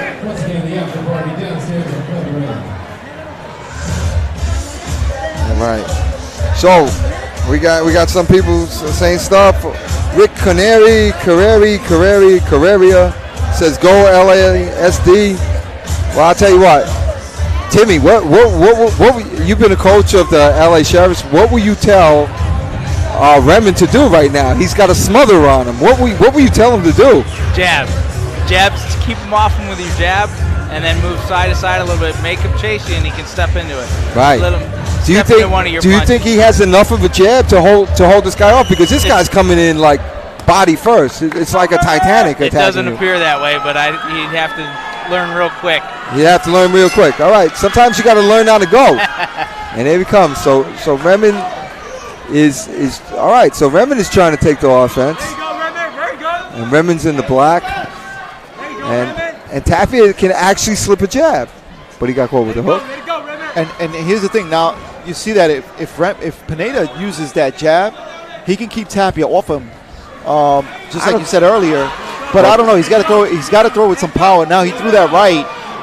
You know, he really needs to use that jab, just like we've been saying along. Well, Again. I think Remen is making a concerted effort not to go back anymore, because he's trying to go forward, and he's actually doing pretty well. He's got to go forward, but he's got to use that. You know, he's got to start throwing that jab. He's got to throw punches moving forward. All right, I see the smotherer starting to come out of Tapia again. And why is Tapia all of a sudden moving back? Tapia catches Remen. Is it the punches or is it a change in his ideals? Because Tapia was doing well last round. Oh my goodness! Catching Remen on the body. Tapia does. Yeah. With a nice big right to the body. That's got to be killing Pineda. Come on, Remen. Get in there. There you go. Come on. But Remen's still coming forward. And you're right. He did change his strategy. He's not smothering now. He's staying back. I don't know. Maybe his corner told him, sit back a little bit and get clearer punches. But actually, his strategy in the first round worked a lot better. Or maybe he ate too many punches while he was trying to come in. But he's actually boxing, Tapia is. And not doing too bad. He's throwing some jabs. There you go.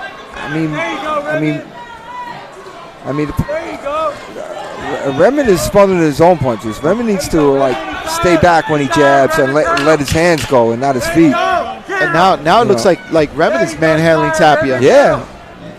This is a total different fight now. It's like they exchange roles. Except that Remen is not smothering the punches. You know, he's not smothering Tapia.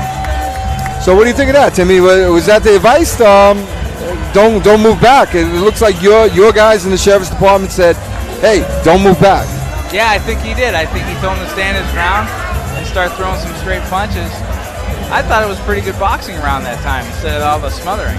Yeah, it was. I have to admit though, I enjoyed the smothering more. It was it's fan friendly. It was a little MMA. It was entertaining. When you can't tell whether you're gonna get hit with your chest, elbow, shoulder, head. I gotta tell you though, have you it's ever a good seen fight. an uglier referee than Rudy? Oh, how dare you! How dare you! Oh at my God! Look at Rudy. Rudy knows we're talking about him. Look at Rudy Barragat. Rudy Barragat is a professional referee and what is he? A glove inspector? He's some sort of. He does inspecting. And reffing. Rudy's the man. One of the best amateur fighters around here. Oh yeah.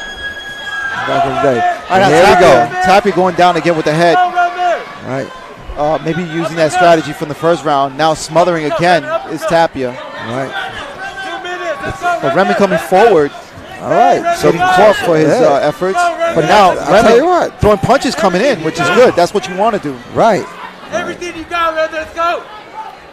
And again, smothering Tapia is. Tim, when your corner's saying everything you got, are they talking about shoulders and elbows too in this fight, or they talking about? It appears that way, doesn't it? Yeah. And now look at that. Remen Pineda runs forward, right? Runs forward towards Tapia. Yeah. He hit Tapia in the hip a couple of times. I agree with that strategy. Every once in a while, you just got to hit, and you don't care where. And again, nice using that jab is Remen. Remen needs to keep using that strategy that he did in the second round. I think he's got Tapia tired, and he's coming in. Maybe Tapia threw his load on the first round. Yeah, it certainly seems that way. I mean, Tapia either completely changed strategies or completely ran out of gas. There we go. There's the Tapia smother that I was looking for in round one. Well, that worked for him in round one, but right, he's got to back it up with those crazy punches, though. He's not doing that. There's the Tapia push. Tapia shove. Yeah. And now elbows. There we go. Shoulders. And I think they've head-butted each other twice in that little sequence. And Remen is starting to get some jabs off. I see Remen winning this third round. I'm not sure who won the second. Tapia definitely won the first. Oh, they're letting him go. There we go. All right, so again, smothering is Tapia, and that's the third and final round. Yeah, but that smothering was without punching. So So Tim, I understand that Tim. No, I don't understand anything. But but Tim, what kind of coaching do you do? Is this the legacy that you left behind when you left the box team? This smothering type of style? No. Were you a smotherer? No, I was not a smotherer. All right, he says he wasn't, but at least not in there. Okay, that's for sure. All right, got you. How about when it comes to your toast and butter? Smother that? Oh yeah. Peanut butter too. Peanut butter. Yeah, a lot of peanut butter. Smother the peanut butter. Yeah. All right. So who do you think won that fight? That was a pretty good. I agree with your assessment. It could be a toss-up. I'm not sure if Redmond won round 2. I mean, I would say Tapia definitely won round 1. Yes. But it looked like Redmond won round 3. I'm not sure, but it looked like he won round 3, and he might have won round 2. Yeah, I wouldn't argue with it. I think aside from the first one, the second and third were pretty close. Right, and then maybe Tapia won the first 2, sealing his victory, making the third round irrelevant. How about we just flip a coin? No, we'll just leave it to the judges. Okay. We'll leave it to the judges. I think you see this coin toss in this. This is a tough one. This is a tough one, but I think. What do you got, George? Talk to me, George. I think Redmond just edged it out. So you're saying even though he lost the first round big, he came back and won the second and third? Absolutely. Okay. Let's see what the guys say up on. Let's see. In the ring, see who won. CC4 said beast mode, by the way. Thank you, CC. To the scorecards we go, and it was close. To the winner by split decision. Okay, I could go for a split decision. And that's what we're doing here. Right. From the USC Department of Public Safety, Alberto. All right, so and what is that from USC? Is that their college? It's the University Police Department. Yeah. Oh, that's good. That was a good fight. That was a good fight. I could go with either way. Either way, I thought Redmond pulled it off, but like you said, it was a split decision. Right. And it could have went either way, but I thought, in my opinion, I saw Redmond pulling it out. All right, so I just wasn't sure. And Harry says the same thing here on YouTube. He says Tapia 1, Redmond 2 and 3. Right, but you know what? We're saying that. I mean, and sometimes it's because for round 2 for Redmond was a comeback round. Yeah. So just the fact that he didn't get mauled and abused and smothered doesn't mean he won the round. It means he came back from a horrendous round 1. That would be correct. And I don't know what they do in LA, but in New York, if you tried to do that kind of fight, we would arrest you for mugging. We would arrest you.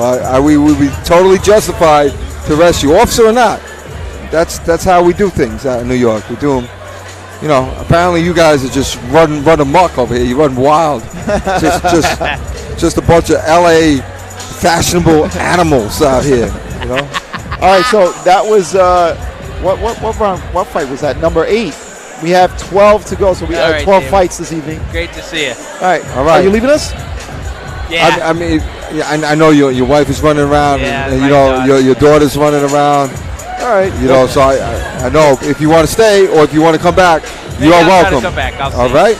All right. Good to see you, brother. Thanks for joining us here. Thank you very much. By the way, his first cousin is Jack Nicklaus.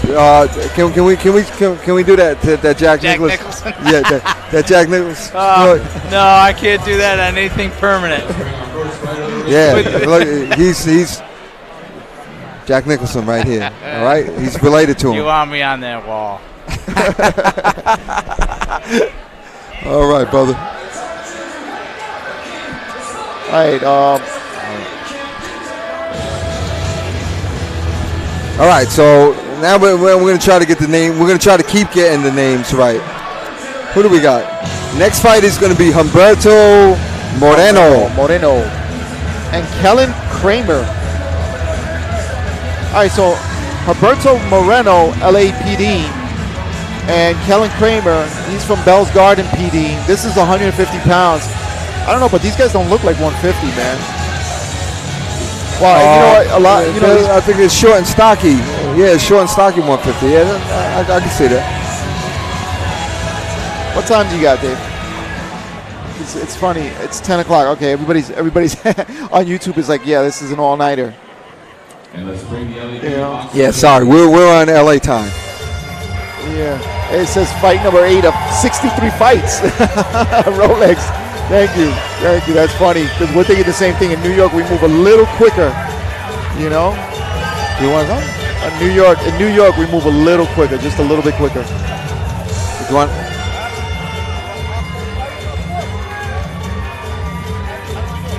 All right, so entering into the ring right now is Humberto Moreno. Moreno entering now from LAPD in the blue corner, and you have in the red corner you have Kellen Kramer. And joining us now is a special guest. All right. So we have the sheriff. The sheriff is in town. Sheriff's in town. Can I say Jimmy, or would you like Jimmy or like James? No, Jim's fine. Yeah. Okay, Jim Yeah. McDonald. I believe I drove you to the airport once in New York. Yeah. Oh, yes, you said. So you remembers me. Yep. I gave him a ride. That was good. That was a lot of fun. With pride. Yeah, You know? that was a lot of fun bringing the LAPD team back there at the time, Right. NYPD team.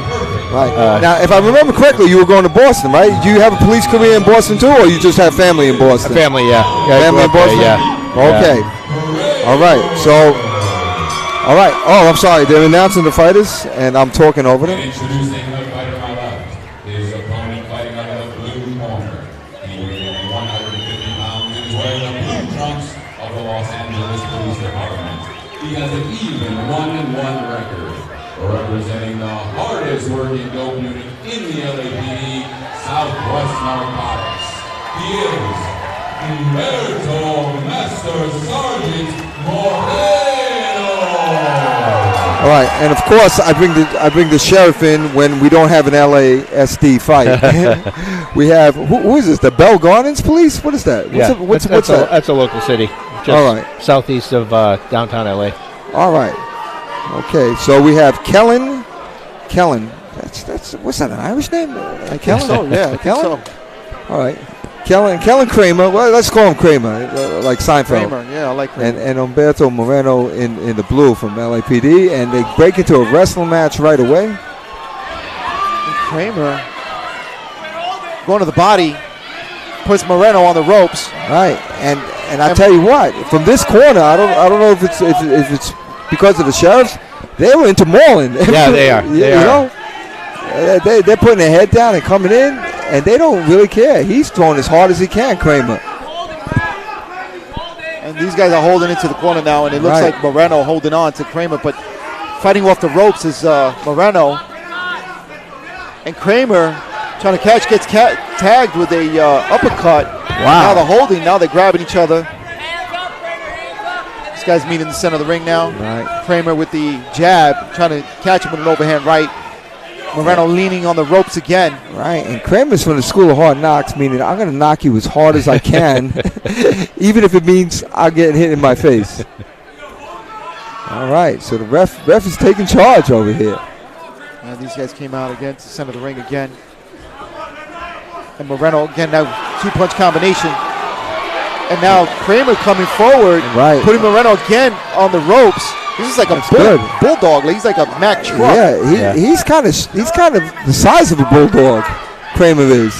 Kramer again putting Moreno, and Moreno's got to get off those ropes. Otherwise, the referee looking closely for an 8 count. It looks Moreno getting caught twice with 2 big shots, getting a standing 8 count. Right. And that's the mauling side. Now, Now, Jimmy, do you approve of this mauling type tactics, or do you like the boxing? You know what? I like to watch a good boxing match, but it's, you know what? These guys come together once a year or so to do this for a good cause. So, and Kramer again mauling Moreno on the corner, and Moreno got in a couple of good shots just at the end of shots. Yeah, at the end of the the round. You gotta love the spirit, though. They're in there giving it everything they got. Oh yeah. Well, to tell the truth, if it was up to me, I'd make every fight like this. Yeah. You know, because it's fan friendly. Yeah. It's give and take. You know, and we don't want to be stingy. Yeah. We want to give this out. Yeah. You know. Yeah. So this is good. So now you were in the. Now you had an interesting career. You were in the LAPD, and then you just jumped ship, and became the sheriff. No. I retired from the LAPD. Oh, you retired. All right, sorry. 2010, and then I became chief of police in the city of Long Beach. The city of Long Beach. And then I spent 5 years there, and then I ran for sheriff 4 years ago, and have been sheriff for 4 years. Wow. So. You want to come to New York and take that over too? I mean, like. Jimmy O'Neill's doing a great job. Man. All right. That's my boss. So sorry, Commissioner, for mentioning. All right. So here they go again. So Moreno's trying a little bit of the jumping jack routine, which is a good move to try to move. There we go. All right. Now it's going to get a little bit different. Yeah, Moreno moving out of those big punches. Hey, this is entertaining. By Kramer. There we go. And Kramer is a human bulldog. There we go. He's got his shoulder down. Forward, throwing a 3-punch combination. Now Kramer, again, putting Moreno against the ropes. Moreno trying to find an answer. Right. But this is not where he wants to be. Trying to move around, trying to get out of the ropes. But again, it seems like Kramer's just cutting him off wherever he's going. Now Moreno putting his head down, getting caught every time he puts his head down, and the referee looking closely. It looks like, again, the referee might step in and give him an 8 count. Yeah, he's not really fighting off the ropes. Kramer's working that uppercut well. Oh, my God. And the uppercut, the head, the left hook, the right hook. And, again, a big uppercut by Kramer. And Kramer just, leaning on him. Yeah. And Moreno not finding an answer to get out of those ropes. Moreno has to get off those ropes. He cannot stay on now ropes. Moreno fighting off the ropes with a 2-punch combination, but not enough right now. Right. And he's letting his butt get pushed back. He really needs to get his weight underneath his own legs and not on the ropes. You can't get any drive off of there. And now Moreno answering off the ropes with a 4-punch combination. Hugs onto Kramer, but that's the end of the second round. But man, what a tough fight! Yeah, tough fight for Moreno. Tough. So how many boxing matches do you guys do a year? There's probably 4 or 5 throughout the year at different charities. Yeah, this is probably the biggest one for the city of Hope, though. Now you got a running tally of the LA Sheriffs and LAPD raising over $1 million, right? Over the years. It's been a great operation for everybody. That's fantastic. We got to commend LAPD and LA Sheriffs. We've been here as a guest in City of Hope once or twice ourselves. So hopefully we'll come back. I would love to have you back. Oh yeah. Well, we'd love to come, and hopefully maybe you guys can come out and see us sometime too. Nice. Yeah. Believe me. All right, third and final round. Again, Kramer pushing Moreno against the right. ropes. You saw that? The ref almost got hit. The ref slipped a punch. And Moreno again trying to catch him with an uppercut. Moreno with a nice right and another uppercut hitting Kramer. Kramer throw a couple of hard overhand rights. Kramer coming forward and just putting his whole body behind that right, pushing Moreno. I don't know how Moreno's standing up, but he's getting caught off the ropes again. Right. Again, leaning on the ropes, getting hit with everything. Yeah. Including some elbows. Right. Keeping his elbow, hands down. shoulder, a headbutt. Down. He needs to bring his hands up. Now fighting off the ropes is Moreno. I think Kramer actually bit him once there too. I mean, he's throwing everything. Wow. He's got a strong elbow. Oh my God, that's a good hard right. And the referee looking in closely. Right, and Moreno's got to get. He's sitting on the ropes. You cannot sit on the ropes and fight off the ropes like that. Literally sitting on the ropes.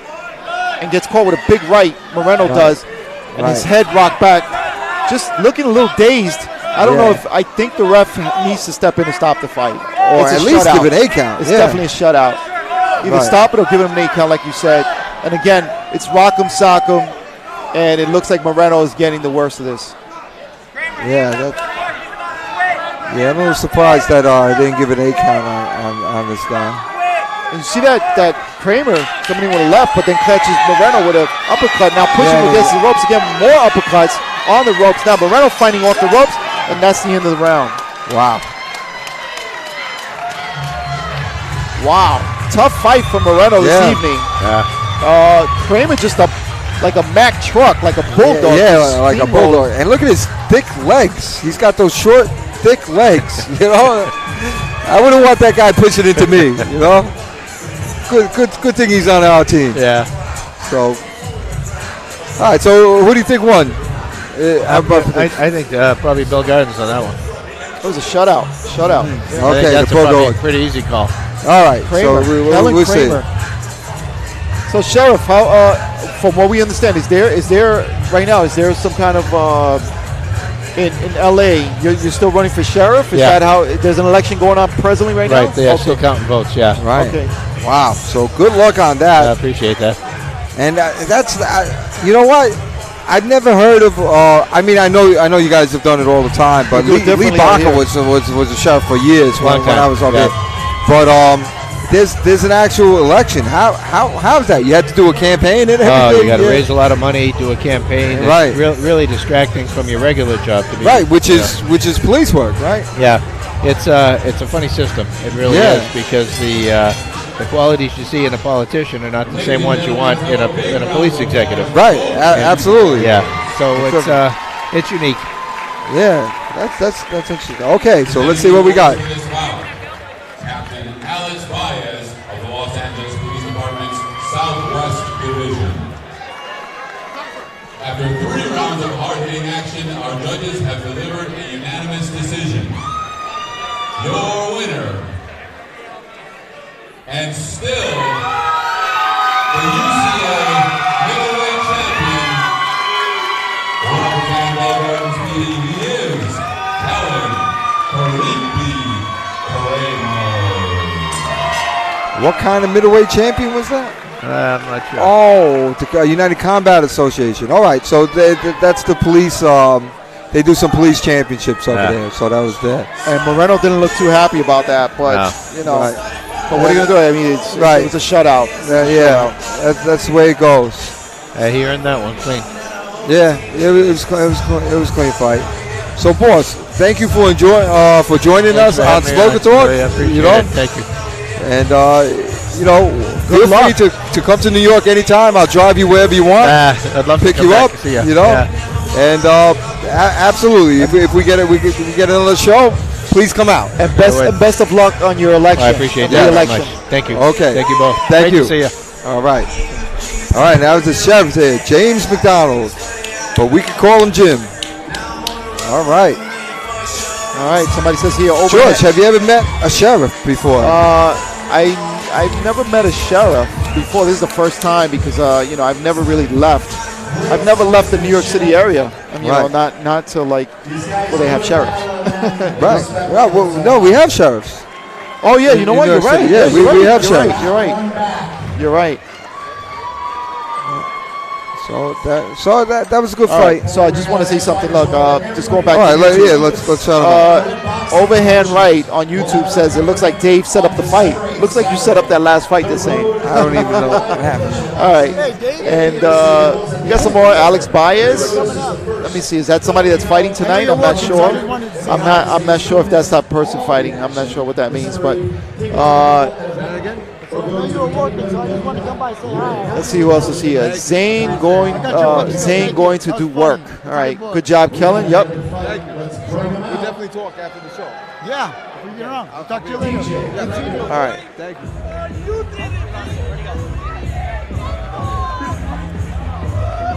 I'm sorry, George. They love me over here. It's like a reunion. I'm sorry. All right, so let's see. All right, next fight? What do we got? All right, so we got Zane Archer. Zane Archer. That's a cool name. Yeah, I like that. Archer. Zane Archer, and he's from Station 92 versus Jose LAPD. Garcia. Jose Garcia. Yeah, he's LAFD and FD. Oh, he's FD. Zane Archer. Yeah, he's FD. Okay. Yeah, he's FD. And then who do we got for on the other corner, on the red corner?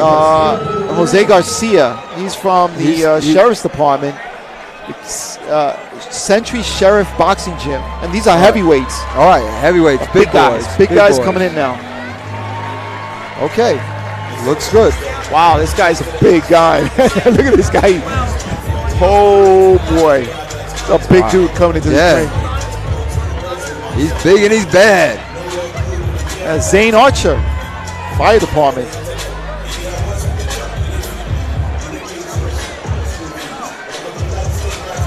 Wow.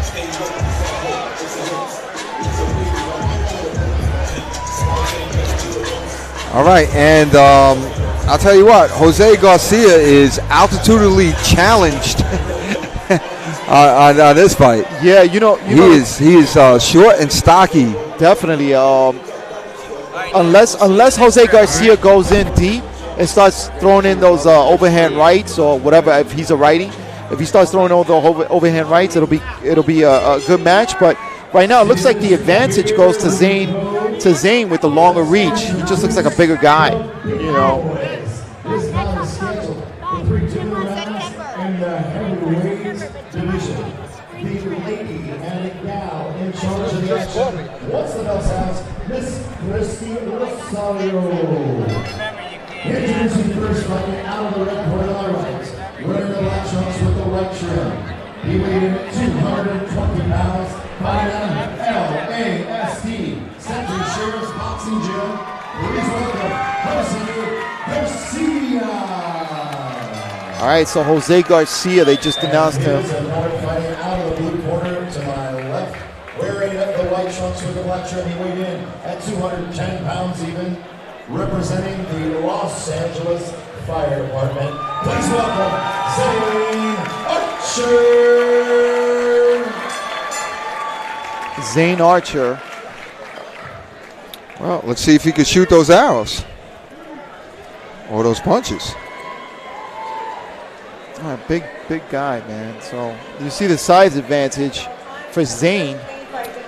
So Ronnie Marquez says Zane Archer is the Black Hammer. Kyle White says my guy. Vic Anaya says Zane BMW. Rick Correa says he can't fight right.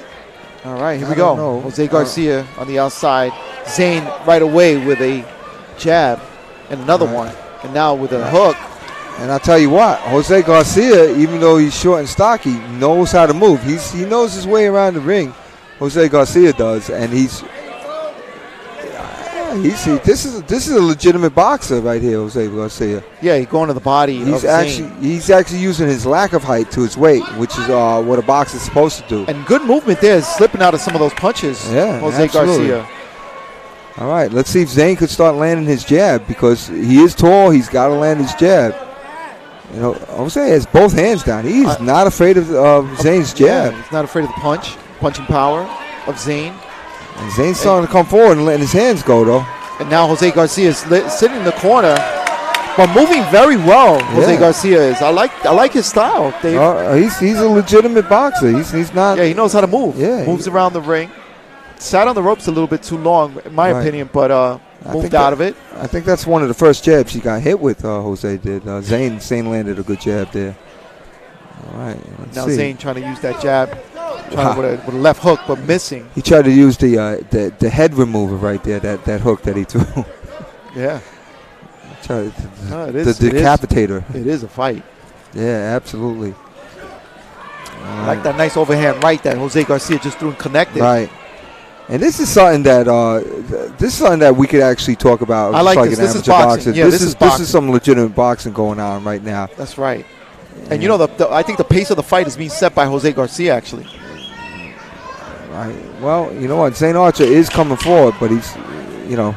But I think the controlling of the fight is Jose. Even though Zane catching Jose with an uppercut is Zane. Right. Just finished off the round. Zane finished a little bit stronger in that round than Jose did. Exactly. All right, so this is something that we actually like to talk about in amateur boxing. Right. We could actually talk a little bit boxing here. This is real boxing. All right, so what we got going on is what I like to call the height disparity syndrome, right? Where one guy is much taller than the shorter guy. It's obvious that the taller guy has to stay on the outside and throw jabs. We know. Right. How does a shorter guy use his height as an advantage? And the answer is if the shorter guy can time the taller guy's punches, get inside, now these long arms become a distraction to you, become a disadvantage to you. Now you get inside and the short guy can let his hands go, throw hooks, throw punches, throw some power punches. That's when you use your height to your advantage as the shorter man, which Garcia did in the beginning of the round, and it just kind of faded for some unknown reason to me. But, you know, so let's see, because Garcia obviously has the good head movement. Round number 2. And if he could punch off of that head movement, but he would going be okay. backwards, Zane moving him forward, catching Jose to the body, but not really clean. Yeah, I thought I heard I thought I heard a gut check right there. Right, and then Jose comes forward with a couple of punches. So now this is pretty interesting. This is a good fight. Yeah, absolutely. Now Jose fighting off the ropes, Zane putting him on there, trying to 4-punch combination, and Jose answering back. And Zane is doing something smart. Zane is going to the body a little bit more because he's having trouble hitting Jose in the head. But I like what Jose did. Fought off the ropes, got off the ropes, and now in the center of the ring. Yeah, I like it. Zane now using the jab. Jose dipping to the side, anticipating of a punch. Right. Moving now, again and missing is Zane. Right. Now, Jose's showing all that good defensive movement, but the problem is that when you do all those good defensive moves, you have to have some offense with it. You make all those moves, and there's no threat of a punch coming forward or a hit, then you're not really capitalizing on all that good defense. And it's a lot of energy. Now these guys slow down a little bit. They're big boys. Yeah, they slowed down a bit, and now Jose going to the body. But I think what slowed down Jose also was the gut punches that Zane threw in the first part of the and all that head movement. That head movement takes energy. Nice left hook by Jose, catching Zane. Now throws that right, straight right, another straight right. Yeah, they're falling really short. They're not connected. They're not really clean.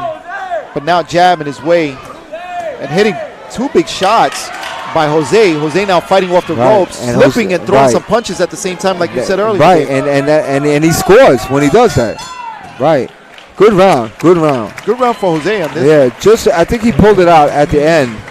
And I think that Zane pulled out the first round at the end of the first round. Yeah. That's what I think. The last few punches in the first round goes to Zane, I think, in the first round. I think he pulled the round out because it was pretty close. And then now in this one, I would say in another close round. But it went to Jose pulled it out. We think. How do you guys see it out there on Facebook and YouTube? Let us know. Let us know. We're going to commentate with you here on Smoker Talk Live. All right. And Naco Nolan says they're doing it for free and aren't paid professionals, just like the boxers. Thank you. Thank you for pointing that out. But we think we're all right, though. Yeah, we're all right. We're not getting paid, but we are all right. We're all right. Okay. So this is a pretty interesting fight. You got 2 big guys. They're throwing big punches. You know? And it's 2 close rounds. It's 2 toss-up rounds so far, you know? That's right. It's got split decisions in all of it. And the ref wants him to touch gloves. Third and final round. All right. All right, let's see what we got. Say Jose Garcia. Right. Now moving around. Catches Zane with a right. And Jose Garcia has shown me something that, which I know for a fact, but not sometimes short fighters don't do it. Just because you're short doesn't mean you can't get in with the jab. You just got to pick your space and your timing. You can get in with the jab, especially with somebody like Zane who's coming forward. You know, Zane is not. Zane. Just as I was saying, he wasn't using his fight. He threw a really good jab just there, and he kept himself away. The lunging right is Jose Garcia now follows up with that straight left, catching Zane on the jaw. Now Jose going to the body. I don't know if he's trying to slow down Zane. Jose again. Now looks like Jose got shook a little. Did you see that? Yeah, he thought he was going to slip the jab, but he slipped right into it. So he almost like headbutted Zane's jab. And Zane seems not to be throwing as many punches as before. Jose with a good jab there. And again, now working the jab is Zane. Right. A big right by Jose. Yeah, that's a good one too. Good one too, but again, Zane coming forward. And a nice body shot by Zane catching Jose. Jose holding his gut now. Yeah. I don't know if that hurt him, but I think it did. Now straight left by Zane, putting Jose back to the ropes. Right, and I don't know what these two are waiting for, because the fight is hanging in the balance. They gotta show that they want to win it. I think, if it keeps going like this, that's it. That's the end of the round. I think Zane pulled it off. I think Zane won round 3. If we're saying that both rounds were split between 1 and 2, right, then I think Zane, just by his multitude of punches, won round 3. All right, thank you for the accolades. Thank you for welcoming us out here to LA. We feel like, it's family. Definitely, especially in the law enforcement family. Thank you so much. And you're welcome, Issa, right? Isabel? Right, says you're welcome in LA. Couldn't make it today. Guys, thank you. I appreciate that. And Isabel couldn't make it, so she says thank you for putting it up. Hey, listen, that's what we do. That's exactly what we do. Right. We know that everybody, look, as a first responder, I know you guys can't always be at these type of events, but we're here to make sure that you'll be able to watch them. That's why we do what we do. And actually, if you're not used to us, which you're probably not, this is the West Coast. We're on the East Coast all the time. We're in New York. Our guys are used to us, so I'm sure you'll get used to us. And if not, we're leaving. We're leaving for New York tomorrow anyway. So you'll get rid of us soon enough. Yeah. You're not stuck with us. All right, what else we got there? All right, so George Tsai said they're both tied. Winner of round 3 takes the fight. We agree with that, and we saw it as Zane taking that fight because of just the effort. The effort. I don't know if Memo says please do. In other words, go back to what is that? Please do leave. Please do take that plane out of here. All right.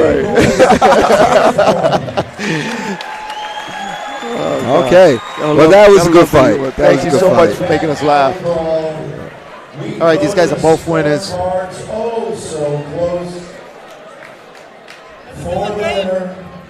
Oh, Brooklyn North is always welcome. Well, I'm a Brooklyn North guy. Staten Island, not so much. Oh, I so agree. Thank you much. From the fire department, Yeah, there you go. So we called it, as did some of the fans. Yeah, there you go. And I'll tell you what, that Jose Garcia is very, very fun to watch. Yes, very, very fun to watch. Very well around the ring. And has exceptional power, too. Yeah. I'd like to see that Jose do a little more training, get a little cardio down. Yeah, good fighter. Absolutely. He's a good fighter. Just like you said, maybe if he didn't gas out, I think he gassed out at the end a little bit. Oh, I think he gassed out in pretty much every round. Oh, that's not good, man. He did. Otherwise, he would have won each round convincingly. Zane did a great job. I think Zane is stronger and has more cardio, but I don't think Zane was the better boxer. I think Zane was the better fighter and the better conditioned athlete today. That's what I think. All right, and Dave, we got 2 more fights coming up. 2 more? Yeah, we have LAPD against LASD, and right, then the main event. And then the main event. The main event will be the last event. Yeah, then the main event. So we got 2 more. So you don't want to leave. Stay right there. Don't move. All right. Facebook So who do we got? Gabriel Ford. By the way, before we say anything, subscribe. Hit that subscribe button and hit the bell right next to it so you can follow us. Yeah, I know you guys are West Coast, but if you want to see us cover some of our fights in New York, definitely feel free. And then if you want to see us cover some of the amateur fights, feel free to jump in on that. That's Pug Life Chronicles. We do the same thing on Facebook for the and amateurs. YouTube. Yeah, and that's Pug Life Chronicles, both on YouTube and Facebook, so you guys can watch us there as well. All right, so entering the ring right now is Abraham Cruz. Abe Cruz. Abe Cruz. Abe Cruz. Abe Cruz is from LASD, the Century Sheriff's Boxing Gym. Okay. And then from LAPD we have Gabriel Flores. Okay. And Rolex says, "Where's the machine gunner?" I don't know who that is. So the Gatling gun. Tenorio says the Gatling gun. Yeah, tell us who that is. Yeah, tell us who that is. That's interesting.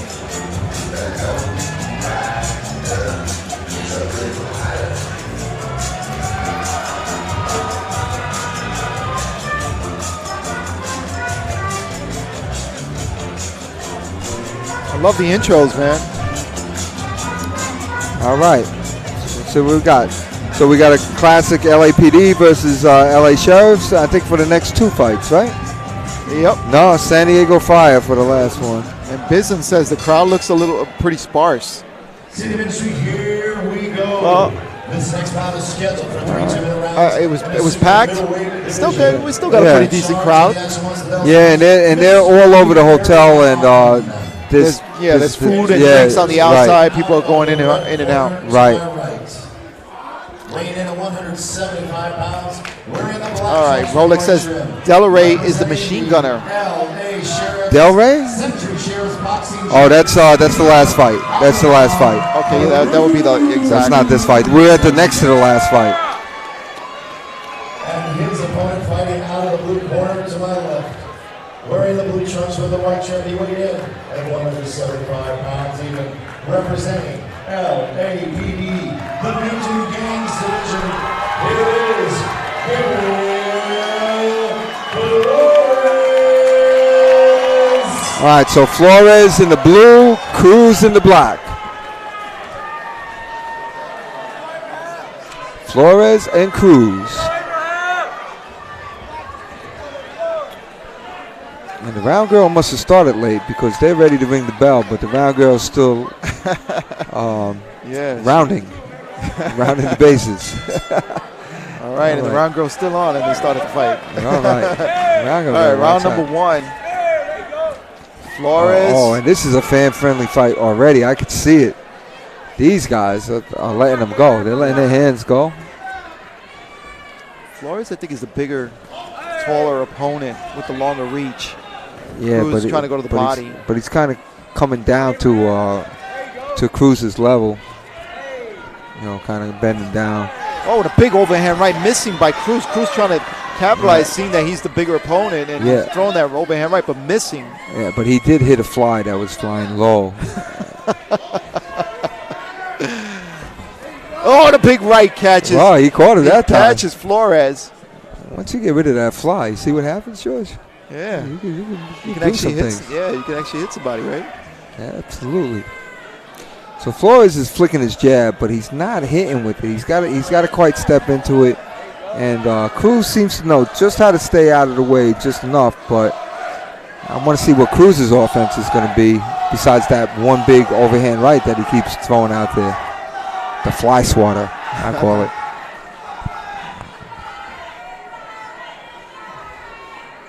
So Abraham Cruz setting back, and no punches being thrown here. These guys are just kind of, I don't know if feeling each other out. Yeah, I don't. But you don't got much time. I mean, you know, this is three rounds, and that's it. Right. As I say that, now they start punching. Going back to fan friendly. They started fan friendly, right? The first, the first few punches, seconds. Right? Yeah, the first few seconds of the opening of the round. Yeah. Then they thought better. I guess they tasted each other's power. All right. Flores not really doing anything. He's got to throw that punch, man. Get in there, move in, and throw that punch. But he is staying away from. I think he's staying away from the big right from Cruz. That sweeping overhand right. That's what it is. Wow, you see Cruz trying to Cruz trying to pull out that decapitator right there. Yes, he did. Look at them. They don't have a. All right, so they got no bucket. So yeah, that's all right. You need a bucket. What's wrong with these guys? It happens. It happens. All right, so anyway, this is the second to last fight this evening out here. We're from, we're out here showing this live stream from LA. We're from New York, but we're out here in LA, live streaming, Smoker Talk, and this is our, the ones that we do for the police department. But you can catch us also on Pug Life Chronicles. Share the link. This helps the channel. It also helps to show what we're doing here. And this is for a worthy cause, and that cause is, tell them, Dave. Right, is City of Hope, and they're fighting against cancer. The money goes to cancer research and diabetes too, I think, right? Well, I know they do cancer, but if they're looking into diabetes, God bless them. All right, again, Cruz trying to put that overhand right. I think that's why Flores is sitting back. Right. But, he's got to start throwing some punches if he wants to win this fight. And not only throw punches, George, but throw punches to hit, meaning that he's got to step in with his feet. And if you keep getting your jab blocked, throw 2 or throw a 1-2 or throw a feint. Change it up a little bit. And he's again trying to get out of the way. Flores is, but now they meet, but now they're tangled up, and referee breaking them up.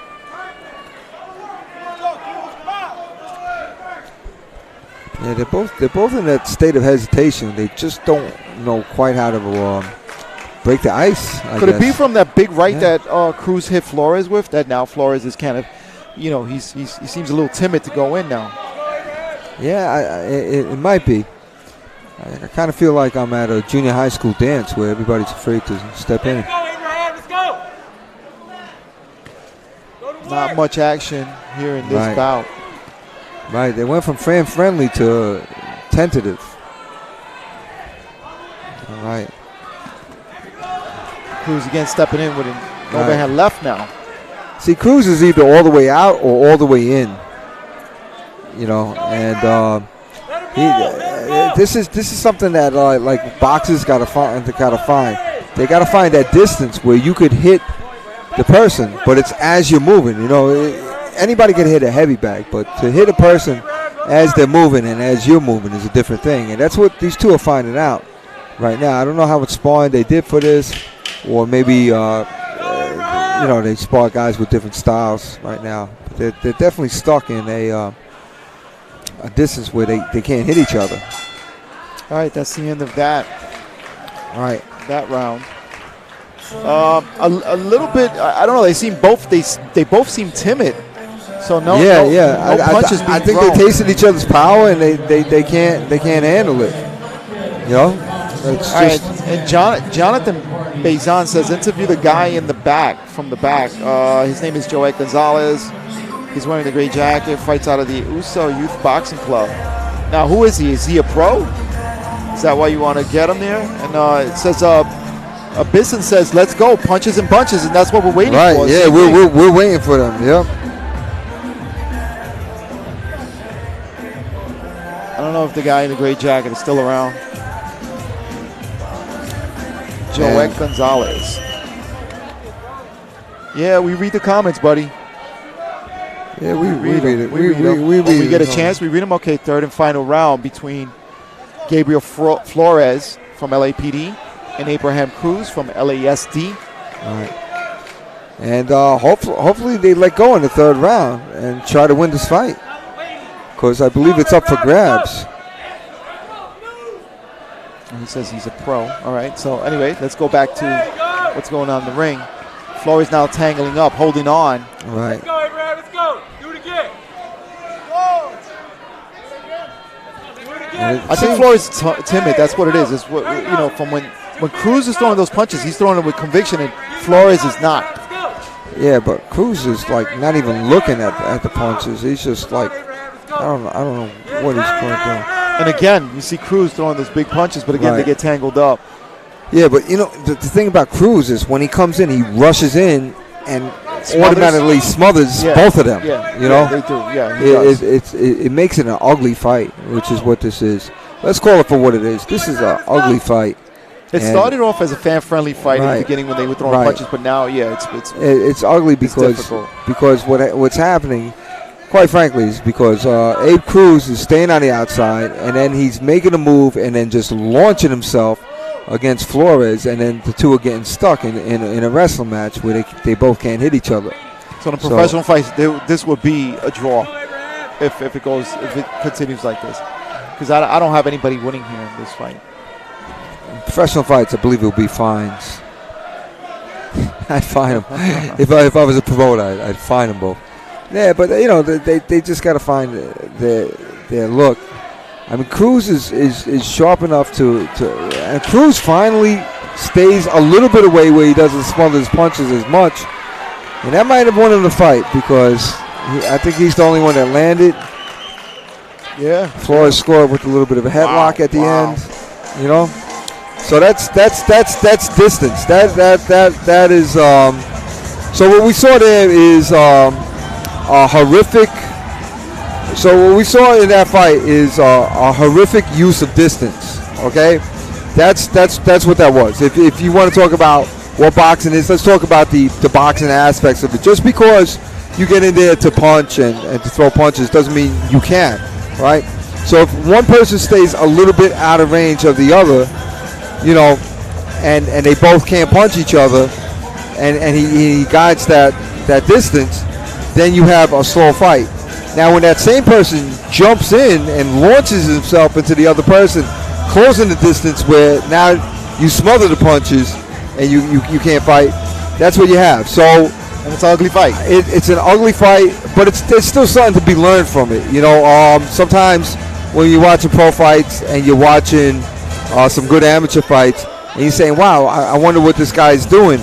You know, this is like the use of distance. This was like the disuse of distance or something like that, but I don't know how to call it, but it's definitely how distance played into it, and you'll see it. You know, you look at some fighters that are nullified. I mean, let's talk about Floyd Mayweather. How can I talk about Floyd Mayweather with when these two just fought? Because Floyd Mayweather would make other fighters, you know, guys who threw 60, 70, 80 punches around, and then they turn into like a 20 punches thrown around, you know, fighters. All right, let's go to the scorecards. For the winner, by way of split decision, I'm good with split decision on this. from the Century Sheriff's Boxing Gym.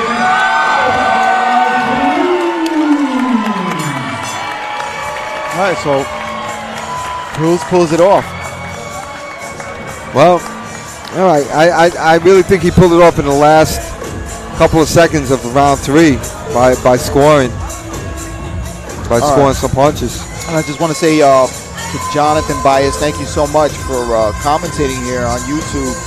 He says he's behind you, but I think he's gone, buddy. I don't think he's here. I think he's gone.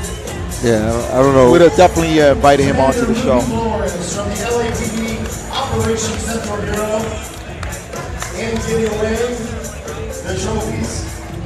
All right, so those two get the award for the ugliest fight of the night, and you know, that's the way it goes sometimes. Styles make fights. All right, so let's do it. This is it, the main event. What you all been waiting for. This is it, coming up now. All right, let's. Unfortunately, it was like 12 hours later, but we're here. All right.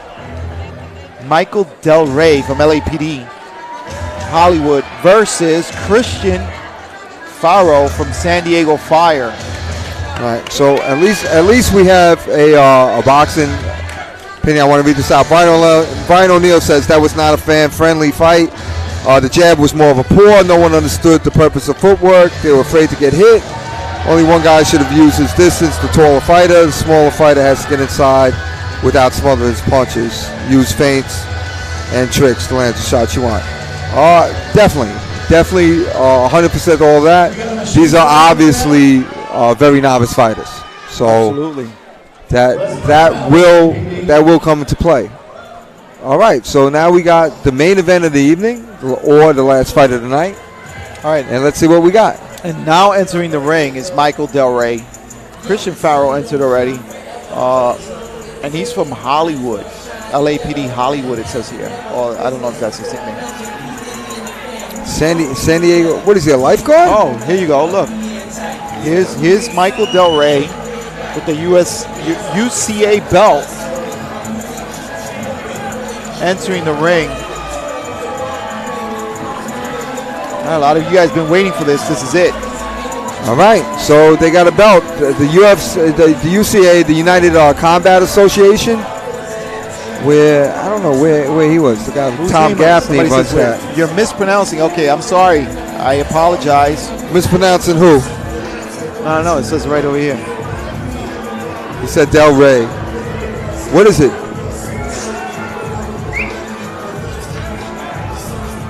What is it? It's spelled Del Rey over here. Delaware. Oh, it's spelled Del Rey on our card. Yeah, on our card.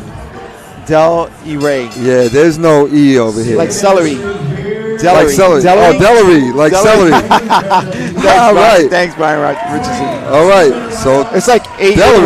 Aaron. Aaron. Aaron. I like it. Aaron. Delary. Delary. Okay. All right. Celery. So we got All Delary. Right, we listen. We apologize.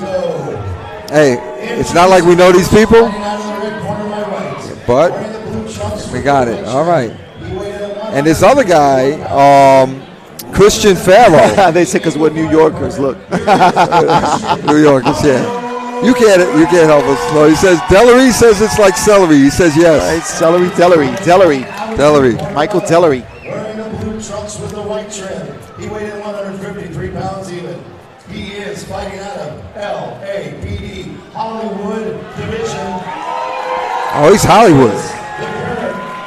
Oh, that's how he is. He's Hollywood. Ladies and gentlemen, here he is. Look at UCA. They got their own gloves, man. Nice.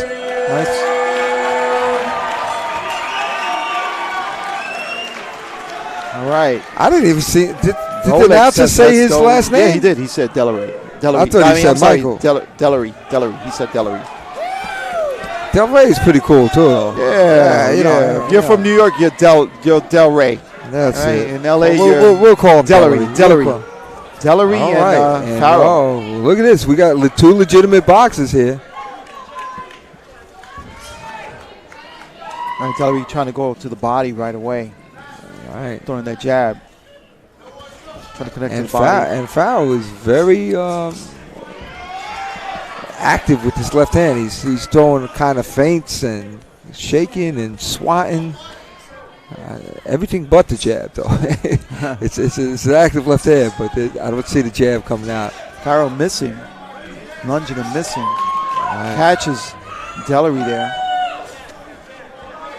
So Delary looks like he wants to put the Farrow on the ropes. Nice two-punch combination by Delary. Farrow staying back.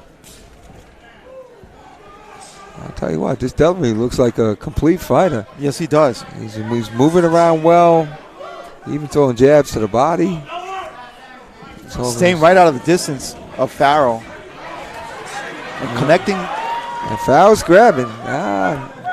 Oh, I would too. No, you got to punch it there. There you go. Can't just grab to stabilize. You got to stabilize with your punches and your foot movement. All right, so Farrow's trying to come forward with the 1-2. Delary seems pretty comfortable. Delary lunging in, putting Farrow on the ropes, but now they tangled up, and now the referee breaking these two guys up. I like what I'm seeing. These guys are good boxers. Yeah, it's a fight.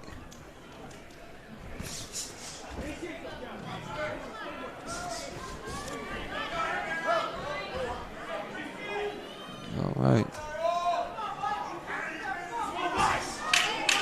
Nice right by Farrow.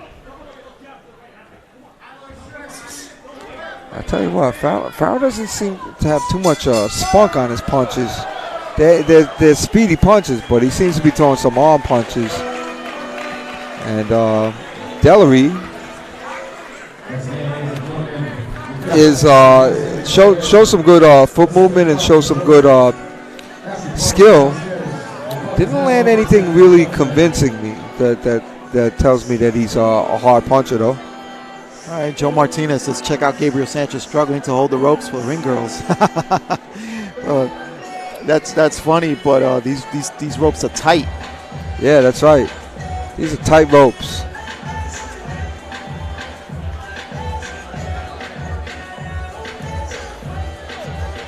All right, so somebody wants Mike to go to the body. Delvin Delry. So are you the dad, or are you the brother, or are you the cousin? All right, so round number 2. There can't be that many Delarys around. Yeah. These both men meeting in the center of the ring. Delary with the two jabs. 2 straight jabs come forward, but now Farrow trying to answer. Now it looks like Farrow's made up his mind to throw some punches. All right. And I tell you what, I have a feeling that Farrow is a MMA guy. He has a little bit of that MMA style. Farrow was definitely a front foot fighter, keeping his weight in his front foot. and that's an try to make an excellent inside fight. observation, Dave, because I kind of see what you're saying just watching. He's got that like he'll shoot and tackle you type movement, Nice right by Dellery. Yeah. But Farrell being the aggressor coming forward. Yeah, Farrell's selling out, and Dellery's making him pay a little bit, but Farrell is still scoring. Going to the body is Farrell. Yeah. He's letting his hands go. Dellery moves back nice. He does, but Dellery's like, I don't know if he's taking the round off. He's not being. Nah, he's not taking the round off. He's definitely trying to get it. He's trying to fight the right distance. Well, Dave, all right. So, what do you see so far? Like, who you see being, the aggressor and connecting the most? Well, I see Farrell. Well, Farrell was definitely pushing this round, but Dellery is trying to what he's trying to do is he's trying to pick his spots. In other words, he's trying to move back and just stop his body weight and pot shot. But in a Farrell three-round fight, in a three-round fight, you don't have much time to to do that. This is not a 8, 10-round, 12-round fight. You you got to go to work, man. Nah, I think he is. I like Dellery that round. So now we could talk some boxing. So basically, what Dellery did this round was Farrell changed it up. He got more aggressive, and Dellery was stopping his weight and try to punch in between the attacks. Okay. So he did a good job on that. The one thing Michael Dellery, who's obviously related to him, brother Delvin Dellery could say is he does switch up his feet sometimes, the length of his feet. Okay. So Delvin, you can tell your brother sometimes he moves his front foot without moving his back foot, and that kind of gets him stuck a little bit. And the other thing is, I got somebody here, Rolex. He says, "I'm his dad." You're whose dad? Are you Farrell's down? Yeah. Dellery's or when you Farrell? say his, we got two guys in there, so his All could right. be either one. Third and final round. Dellery in the blue Right. trunks and blue gloves, and you got Farrell with the red gloves. Third and final round. This is the black main jersey, event. yeah. Yep. Black jersey. Right. Yeah. LAPD versus Right. LASD. And Dellery's doing a little bit of holding. And Farrell has that kind of it's that MMA like reckless abandon when they come in, these MMA guys, because they don't really care if they hit you or they grab you. And Farrell kind of has that to me. And that was a good jab by Farrell. I mean, Dellery scored two. That was a good right hand by Dellery. But Yep. And now Farrell putting Dellery on the ropes. right. And the connecting again is Farrell with the two-punch combination. And they're exchanging jabs here.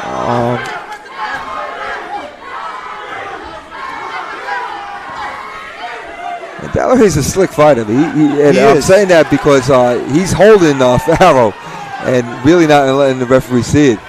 He's holding him on the inside a little bit. But he's got to let his hands go, Dave. He's got to let his hands go. I think he is. I think he's punching in between Farrell's punches. Okay, there he is. But I think still, I see Farrell being the more, active fighter. Farrell is definitely the aggressive, more active fighter. But Nice. I think Dellery is the one that landed the cleaner punches and more often landing the punches. Now Dellery. And now Farrell gets the best of Dellery in the corner there. Right, Farrell definitely won that exchange. He landed 3 punches. Under over with the right and a left hook. Last 10 seconds.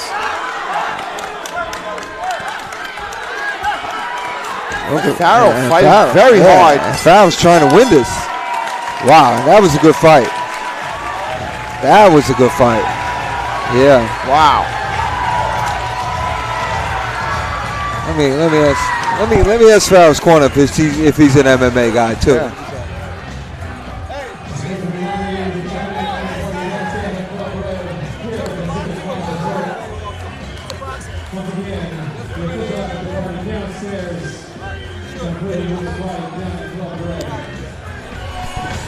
All right, so I just asked Farrell's Corner if he's an MMA guy as well, and they said no, he's just a boxer.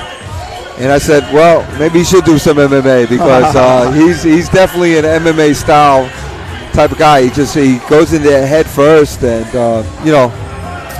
just fights off his front foot.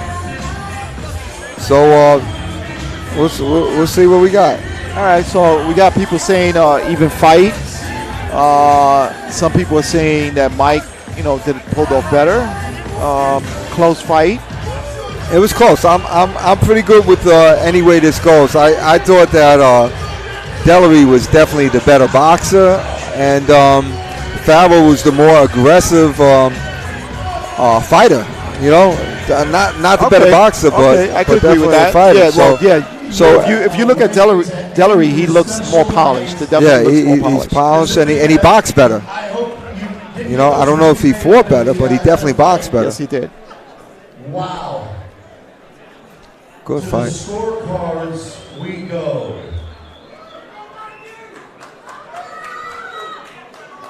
The winner by way of split decision. There you go. It depends who you like. It depends what kind of style you like. All right. And George, you called that. You said that Delary had to throw more punches. You called it the whole time. I'll tell you one thing. If Michael would have thrown more and connected more, I think he would have pulled this off because he's very polished. You can tell he's a polished boxer. He knows what he's doing. Okay. Loved it. All right. So. Right here.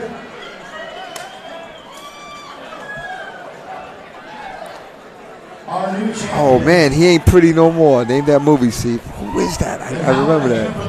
I'm not sure. Wait, that sounds so familiar. I know that one. Oh my gosh. And Brian O'Neill says he saw that coming. Brian Richards says, "Ugh, congratulations to Farrell." Definitely. Bison says he didn't take the belt. Oh yeah, rigged. Rolex says it was rigged. It was not rigged, man. It was a split decision. It could have won either way, but I think I saw it. I saw Farrell being more of the aggressor and just touching Michael a little bit more. Yeah, he ain't pretty no more. Raging Bull. Oh man. Nice. Oh yeah, nice. there you go. Nice. Hey, listen, this is stylistically, who do you like? Do you like the busier fighter or do you like the better boxer? And in this case, the judges like the busier fighter.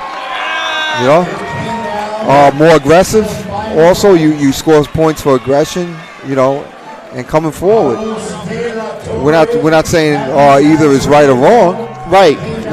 And you got to remember, we're watching the fight from one angle. You guys actually got a better view because you guys are watching from in the ring and from up on top. We're seeing it from down from the bottom of the ring, and then you have three referees that are scoring this, and they're looking at it and they're tabulating the scorecards, and that's what they came up with. Yeah, Nago Nolan, I did say that. Raging Bull, that's right. Because he's jealous of his wife. His wife said he was pretty in it. And De Niro beat him up and said he ain't pretty no more. That's great. All right, so listen, thanks to everybody for watching us. I don't know what your LA humor is like. Maybe you don't like our humor as much. Sorry. Hey, too bad. All right, this is what you got. You're stuck with us. All right, so this is what we like to do. Thanks for putting up with us. Thanks for tuning in, supporting a great cause. Absolutely. Thanks for joining on this cause.